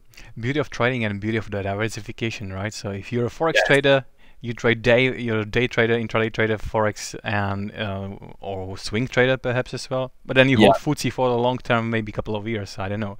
Well, that's it. I mean, you know, you can literally swing trade something, and then in between you can be day trading the opposite direction. So, you know, in terms of a longer term outlook, you could say, right, okay, I'm bullish on this until this particular point, but then obviously in between that, I'm going to day trade it. So you might say, look, I'm going to hold the FTSE on something separate, and then obviously on my actual trading account, I'm actually going to day trade it and just catch the shorts and catch the longs on the smaller time frame. So that is the beauty of trading. It is diversification, and it is, you know, opening yourself up to as many instruments as you can trade. Perfect, absolutely. Let's now touch on this topic of cryptocurrencies. Yes, It's been huge, right? Everyone's talking about this. Bitcoin, Ethereum, all making all-time highs, right? Bitcoin yes. recently, I believe it was 62,000 was the price, all-time high, around that. What is your opinion about this? Why is there this hype, and what's going on in the crypto market? Yeah, I think like the reason why we're seeing that the new all-time highs is, I do think like a lot of institutions are getting behind it. I feel like they have moved, you know, maybe money out of other things that they were involved in, maybe such as gold and things like that, and they are moving maybe some of their portfolio. Well, they are moving some of their portfolio into cryptocurrencies. I think it makes logical sense. It is a bit more. It's a bit of a hedge against inflation. I mean, look at the percentages that we're seeing. It's insane, really. The thing is with the cryptocurrency is that, you know, I support cryptocurrency. I believe that cryptocurrency does have a future, and it's done so well, especially in the last 12 months. I mean, if we're looking at where, you know, Bitcoin was even just a year ago, it's insane how much it's gone up. I'm not as optimistic on cryptocurrency in its current form, in the current form in which it's in. You know, I don't believe that maybe crypto can necessarily replace fiat right now, or ever will replace fiat in this current form that it's currently in. I do believe that a digital currency will replace fiat. That's a fact. It will replace cash. There's no doubt about that. But I don't think it will be Bitcoin, and I don't think it will be the other crypto coins, because the reason being is because, you know, the governments just won't simply allow it. I can't see how they're going to allow it. You know, they're not getting any cut out of it. They're not the middleman right now. They're not getting paid for it. I mean, it's all anonymous. There's ridiculous amounts of money being made from it. They're not necessarily happy with that. They're not able to kind of tax it or regulate it. And I think what will happen is the governments will sit down all together internationally. They will create their own digital currencies. I mean, the Bank of England are already discussing it. China are already doing it. China have already banned all the other cryptocurrencies. India, you know, are on route to banning all the other cryptocurrencies. And what will happen is what will be left is just one digital currency per country. And basically you'll be able to exchange it. So if you go on holiday, you'll be able to just do it digitally, and you'll be able to change, you know, the pound digital currency for the euro digital currency, and governments will step in and regulate it, and they'll prevent people from basically being able to make what they're making from it. I mean, you know, there's coins nowadays. There's like so many thousands of different coins that have no real purpose or meaning. When we're looking at something like Dogecoin that's like got a 50 billion market cap, it makes no sense. There's no purpose behind Dogecoin. Yes, okay, for the people that are probably listening to this, they're like, oh, but you know, it keeps going up. Yeah, that's at the moment. Like if I turn around to somebody and said, well, okay, I'm gonna accept Bitcoin for my educational course. And let's say my educational course is, I don't know, £100. Now, let's say you pay me in Bitcoin £100. Yeah. Bitcoin's so volatile that, yeah, sure, I want to accept Bitcoin when it's going up. But do I want to accept Bitcoin when it's in a bear trend and it's going down? So you're going to pay me £100 in Bitcoin. And then what? So if we're in a bear trend, suddenly that £100 by the afternoon is now worth 80. I'd much rather just take cash, in all honesty. So, you know, that's the thing, is that there is so many coins, you know, these tokens and things that are circulating now that anybody can create, in all honesty. Anybody can create these coins, and they can find people to endorse it and pump and dump it. And, you know, I just often wonder what the agenda is. I mean, you know, this, and also, you know, I was reading about it recently, but this isn't something that is new. Having all these coins and these tokens available isn't something that's new. I mean, back in the 16th century in the UK, when I think Charles II was king, you know, when coins were being minted at that particular time, there was around 4,000 different coins that were in circulation. And basically what was happening is people were minting their own coins and putting their face on the coin. And as long as the merchant recognized the person and the face that was on the coin, they'd accept it as a form of currency. And then basically the king came along one day and said, you know what, I'm not making any money out of this. Everything's banned. I'm banning all of it, the whole lot. Everything's getting banned. And what there'll be just one coin, and that coin will be my coin, and it'll have my face on it, and that's what it will be. So this isn't anything new. This has happened before in history, where there's been thousands of coins as such available. But at the end of the day, in certain countries you can swap an apple for an orange, and there's no middleman. But nowadays, like let's say I'm a builder, okay, and I need a window cleaner to come around my house and clean my windows. I could turn around to the window cleaner and say, I tell you what, I'll build you this if you clean my windows. But then the government aren't going to allow that. So what has to happen is that I have to first pay him for his window cleaning service, and then he has to first pay me for the frame, and we have to then pay tax on that. So what I'm trying to say is that the governments won't allow this forever. There's certain banks in the UK that won't even allow you to withdraw from some of these exchanges. I mean, only this morning I read that a Turkish crypto exchange has just gone bust. There's thought to be like, I think, billions that have been potentially lost. Loads of people's life savings that they've invested, they're never going to get back. So these things probably are going to happen. And I think what will happen is like with diesel vehicles, where, the governments in the UK anyway, I can only speak on the UK, but, the governments are putting incentives in now where they will give you X amount for your diesel vehicle just to get it off the roads. And then what they're doing for businesses is they're reducing the tax that you pay and benefit in kind if you can choose to have an electric vehicle instead of having a diesel vehicle. So what they will do is, like with digital currency, is they will incentivize the everyday person to use their currency instead of using other people's currencies. So eventually what will happen is that the everyday person that's just putting £100 in crypto, if I told you, right, if you put £100 into crypto, you cannot withdraw it, what are you going to do? You're not going to bother to do it. So they will find a way to win, because they always do. And although, I'd love to sit here and say that's not the case, crypto is going to run the world, I do think digital currency does have a future. I do believe that cryptocurrency definitely has a future.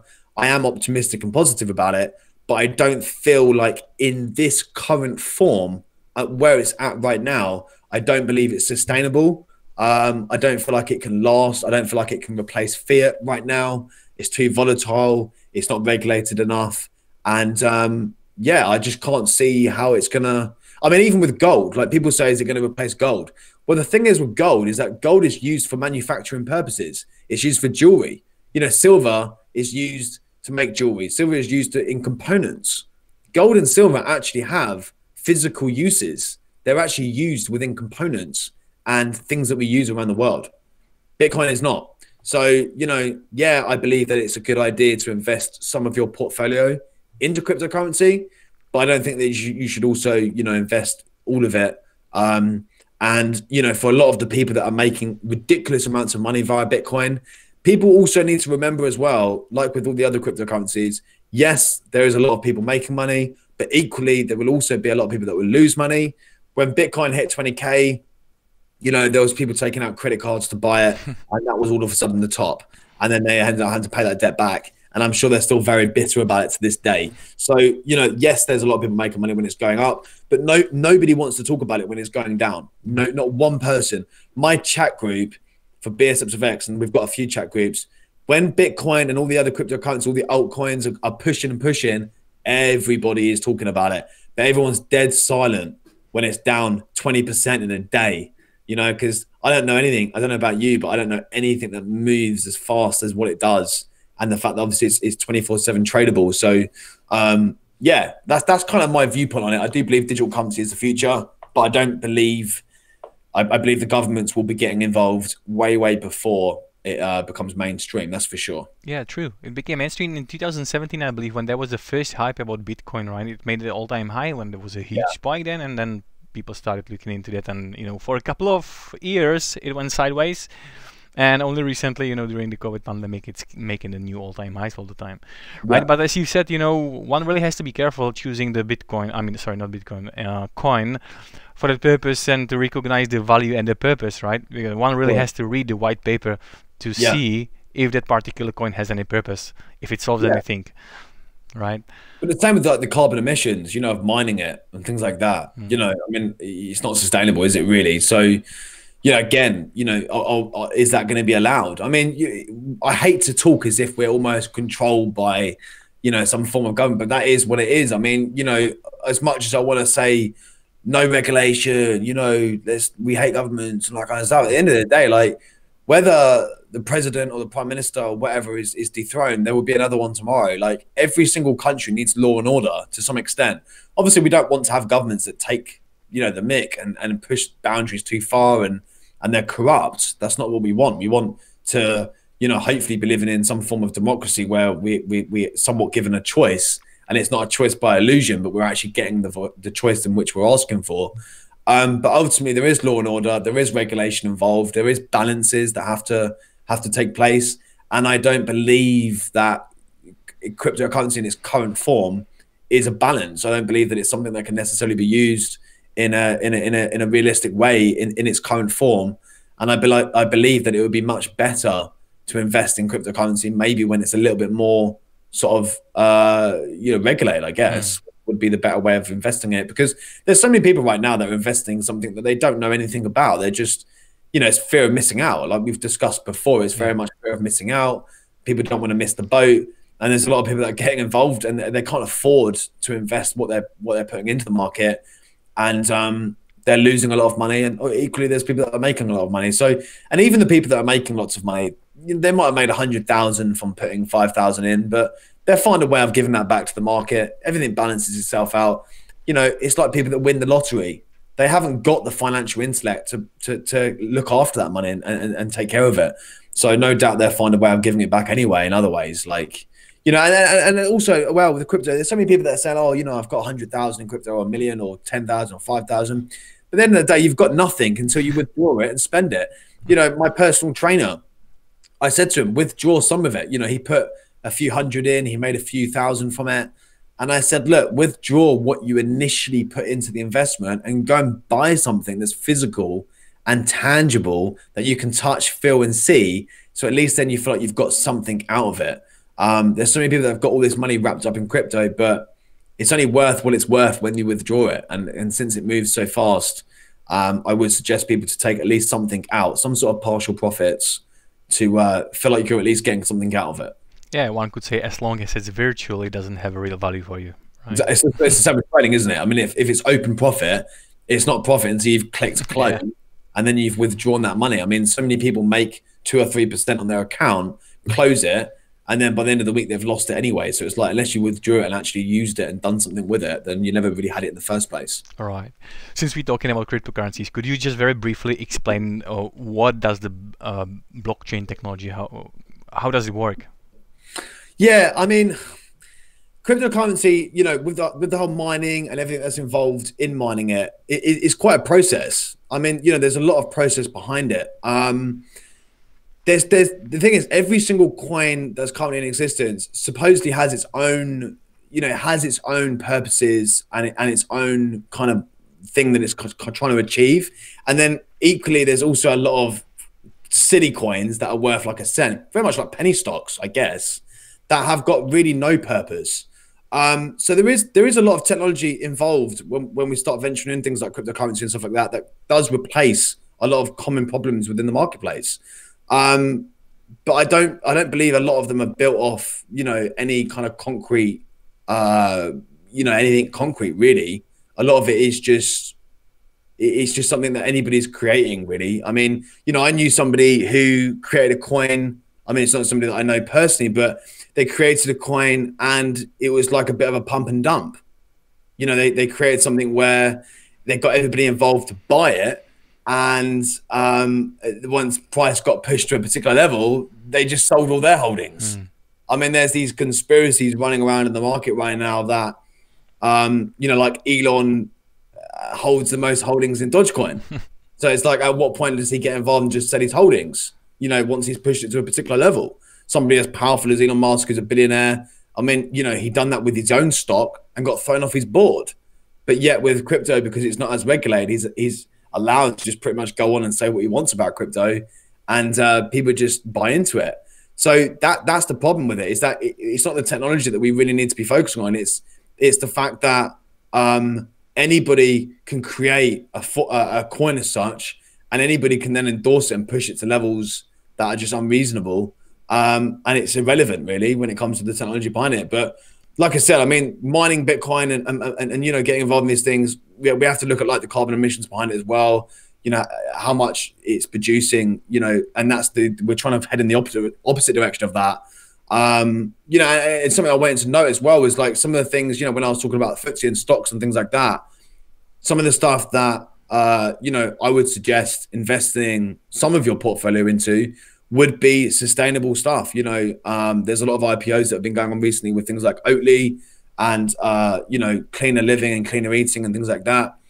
They're stocks that I'm invested in, you know, and I would kind of try and invest in the opposite, like things that are sustainable, because that's the direction which we're trying to head in, whether you believe in climate change or not. You know, obviously when we're looking at things like Bitcoin and stuff like that, there is that issue that's involved with that. So, yeah, I mean, the technology, you know, they've all got their own purposes and their own place. But yeah, I mean, it would be interesting to see going forwards which coins survive and which ones don't necessarily have much of a future. And you know, if you're up a considerable amount, then like I said before, there's no harm in taking some profits. It'll be interesting to watch which one will go under as well. Oh yeah, for sure. I mean, look at XRP. I mean, XRP was the one, right? Yeah. I mean, a few years ago, everybody was like XRP, and it's done very well over the last few weeks. You know, going up sort of like $2, I think it was. I mean, all-time highs were $3 something, 320 or 360 or something like that. And now it's back down to 1, I think, within a week. So, you know, if you look on the forums again, it'll be, oh, you know, buy and hold, like we're going to do it again. And it's like, you know, people have got in at 20, 30 cents and it's gone up to like $2. They've not taken any partial profits and now it's back at 1. And it's like, at what point do you say, right, okay, I'm going to take something out you know, before it goes back down to 20 cents again? So yeah, I mean, it's crazy world that we're living in right now, for sure. Interesting times ahead, definitely. A lot of opportunities to make some money, that's for sure. Yeah. All right. Perfect. Thanks for these insights. Very nice. Let's now switch the topic and let's talk about markets, equities markets. You know, the global stock market's making all-time highs despite, you know, this pandemic situation and global economic slowdown. And even some analysts say, you know, that the stock markets are overvalued and due for crash. So is that something we can expect in the near horizon, or how long is it sustainable that the stock markets will keep making all-time highs again? You know, honestly, it's like one of those things, isn't it? Like trying to almost, it's like, you know, when they say catching a falling knife almost. It's very difficult with anything to determine a high as such. I have people around me that for a number of months have been expecting some form of correction.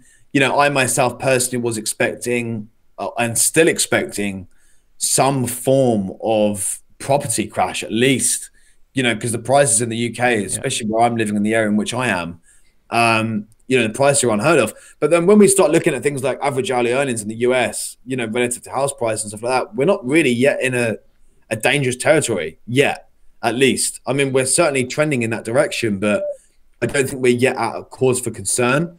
I feel like, you know, like I briefly spoke on earlier on today, I feel like we are going to witness and see it. I can't see how we can't, because, I mean, debt levels are like, I mean, in the UK, the debt levels are like higher than when we first started tracking debt levels back in like the late 40s, the 1940s, you know, like post-war. That's kind of where we're at, if not worse. So, and the same with the US. And I suspect obviously Europe as well. So I do, you know, the only economy that seems to be doing well is China, funnily enough. Yeah, I mean, you know, I do feel like we are going to witness a crash as such. But as I said, at the minute, there's a lot of stimulus involved that eventually people are going to have to start paying back. And I don't think it will be until people do start paying it back, that's when we're going to see that crash. I do feel like, you know, I think we're going to look back on COVID and we're going to feel like that wasn't the worst thing that ever happened. I feel like the effects of COVID, you know, post-COVID will be the worst thing that ever happens. I feel like people are looking at this last year and all they're really focusing on is the end, is the back of COVID, and just focus on getting their lives back. But at the end of the day, someone's got to pay this money back. And I think when we start paying it back and then we start realizing that people can't afford to pay it back, that's maybe when we're going to see the crash. And it's going to be one of those type of crashes that maybe we didn't quite see or foresee that was coming. very much like, you know, back in 2008 when no one really saw it coming. And I feel like that's what we're going to experience. We are eventually going to see it, but I don't think it's going to be. I don't think it's going to be for at least another 12 months. At least I think the next 12 months would be very much like a post boom. I feel like it's going to feel very positive. I feel like, you know, there's a lot of unspent cash that people are eager to want to get out and spend. And I feel like what it's going to be is all of this stimulus that's being putting in right now, you know, for these equity markets, you know, when we're seeing all these new all-time highs, I feel like it's just temporary. And, you know, you and I both know that things just simply cannot keep going up without some form of healthy correction. And I do feel like we're definitely going to see that, but it's just not going to be right now. I see. Yeah. How important is quantitative easing in respect to this? You know. Yeah, I mean, like, obviously, yeah. I mean, like with anything, like with quantitative easing, like with you know, like with inflation, you know, it all goes hand in hand, doesn't it? I mean, effectively, we're reducing the value of what, you know, say a pound or a euro once was worth. I mean, what you can now get for that is not what you used to be able to get for it. I think that's something that we've always witnessed. I mean, you know, printing money to plug a hole is something that we've always kind of witnessed. It's something that's always been a part of the economy and what we're, you know, what we're living in. I feel like that's always going to be their band-aid and their plaster that they use to stick over an actual bigger problem. And I feel like there's only so much time where that's going to, you know, that's just going to run out. I mean, we have to eventually pay our dues and someone's got to pick up the bill. And, you know, I feel like it's just not really been discussed, has it? I mean, you know, in terms of, you know, the financial effects of COVID, it's not really been discussed. You know, the mental effects of COVID, it's not really been discussed. I feel like everyone's just taking day by day and just focusing on just keeping their businesses alive, keeping their jobs alive. And we're just constantly focusing on, let's just take 1 month at a time. And I do feel like the damage has been done. And irrespective of how much quantitative easing that we do or whatnot, I think we're going to have to naturally see some form of correction. Okay, Ben, let's now touch on Forex market, something that you're very much more specialized in, right? So yeah, sure. In the Forex markets, would you tell us about any major confluences? Is there anything interesting happening now? Yeah, I mean, obviously the dollar is very, very weak at the minute. You know, it has recently seen some form of correction to the upside, which I feel like, you know, is very short-lived. I feel like it was just really a correction on the higher time frames to see, you know, new lows. Yeah, I mean, in terms of correlations and stuff like that, the markets, in my opinion, the last sort of 2 or 3 weeks, I mean, obviously, I appreciate this probably won't be released for maybe, you know, a week or two or whatnot. But they certainly haven't been correlating and moving in ways that we'd normally expect. Things have been quite thrown off. Things that you'd expect to be, you know, negatively correlated and positively correlated haven't necessarily been moving in the directions in which we've hoped for. But yeah, I mean, you know, for me, everything is very much surrounded by the dollar, whether there's weakness or strength in the dollar. And we've seen a lot of rangy, choppy kind of markets recently where price has just been consolidating and ranging. And we've been waiting for that breakout to the upside or the downside. It's been one of those things where at the beginning of the week, you can feel a particular way about a currency pair. And very much by the end of the week, you feel like the complete opposite. And normally we can tell whether we're having a smooth week because we generally try and trade in the direction of as many time frames as possible. And normally you can tell when it's going to be a bad week because a lot of those time frames are very much out of sync. So, you know, the weekly's out of sync with the daily's out of sync with the 4 hour. And we're finding at the moment that's what we're kind of witnessing at the moment. We tend to try and treat the trend as our friend. We try and trade, you know, with the direction of the trend because, of course, it's easier. And we're finding at the moment that different time frames are very much out of sync with one another.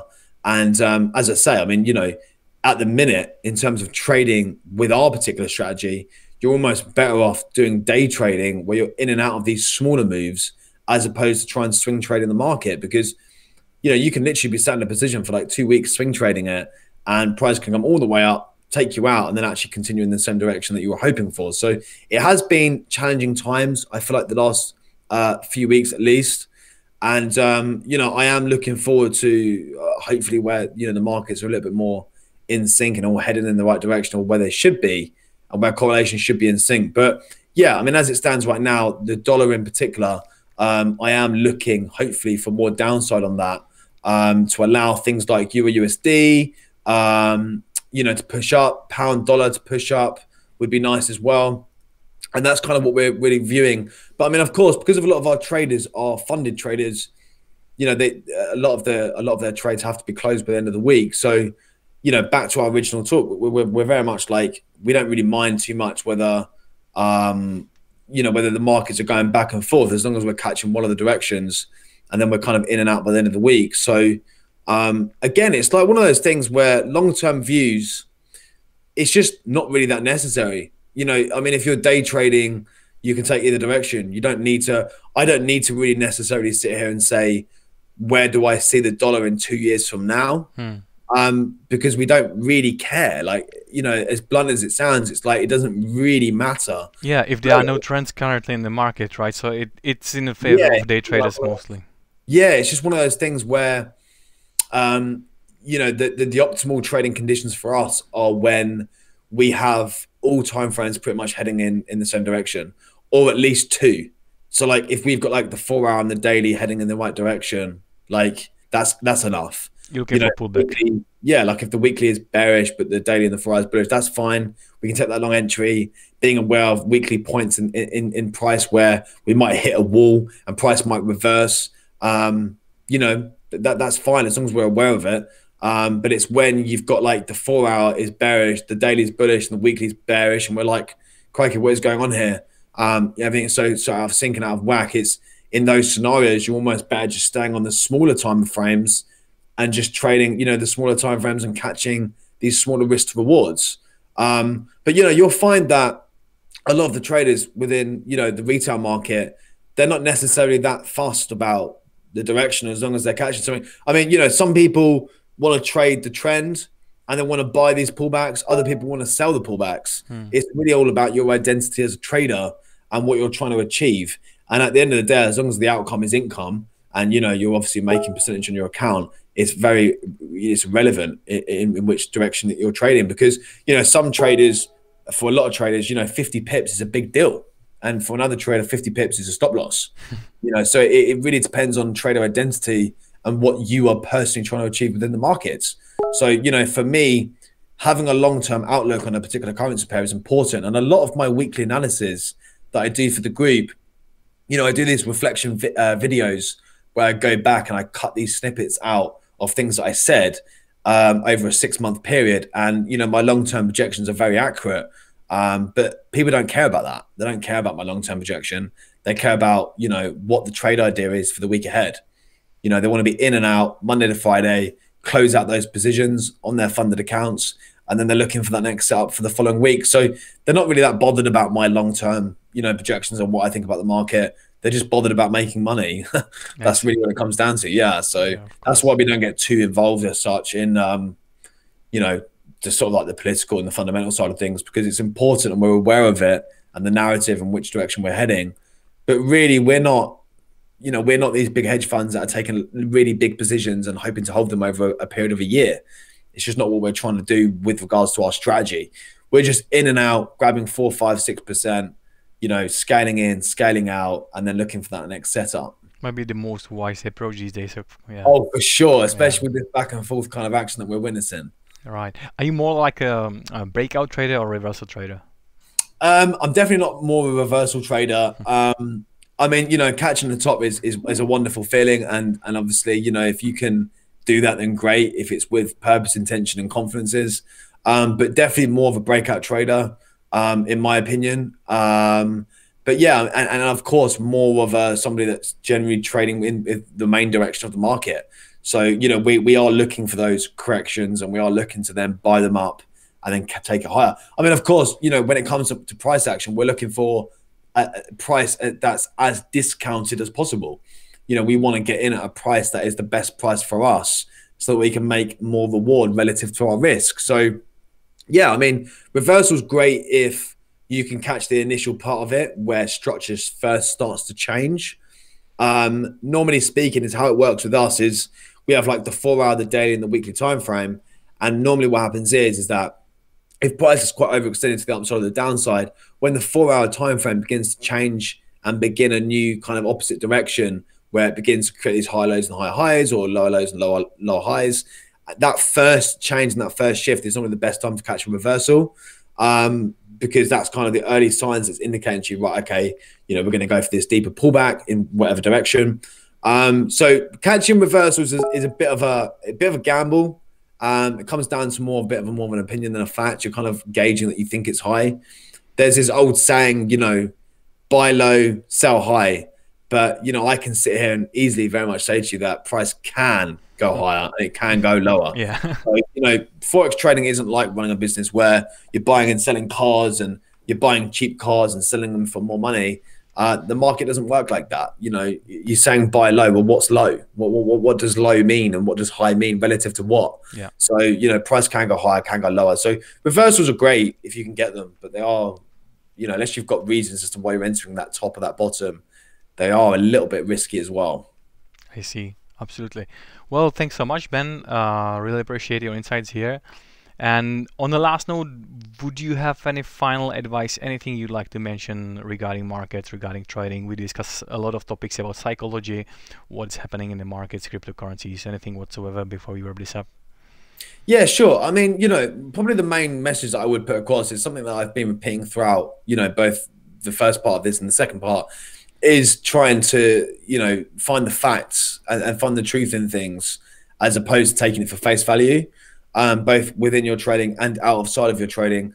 Just because you've seen something maybe on Instagram or on a media site or whatever it may be, or you think that you're seeing something on the chart, doesn't necessarily mean that that's true. And I feel like the message nowadays, when we're literally experiencing information overload and we're being pulled in so many different directions, I feel like it's really important as an individual to find the truth and not to kind of follow the herd, and to try and have your own personality and your own opinions and ideas and direction of what you feel like is important to you. It's the same with trading. We can all find ourselves wrapped up in forums and chat groups, and following people on social media and that type of thing. And I feel like it's just really, really, really important to try and find your own identity within trading and within your own lifestyle and stuff like that, because there's just so much going on now, and you can just find yourself getting so lost by everything, like with crypto and different stocks, and almost, you can find yourself getting frustrated by it because, there's so much going on, you end up missing it. Over analysis creates paralysis, and sometimes there's just so much going on, it's hard to keep up with it. So, the next thing would be just to focus on one thing, get really, really good at that, and then obviously see if you can apply that to other things. Don't try and take on too much. Just try and master one thing, and then move on, because jack of all trades is the master of none. And I feel like too many people are trying to be good at everything nowadays, and instead of just putting all their eggs into one basket. Yeah, definitely, I agree.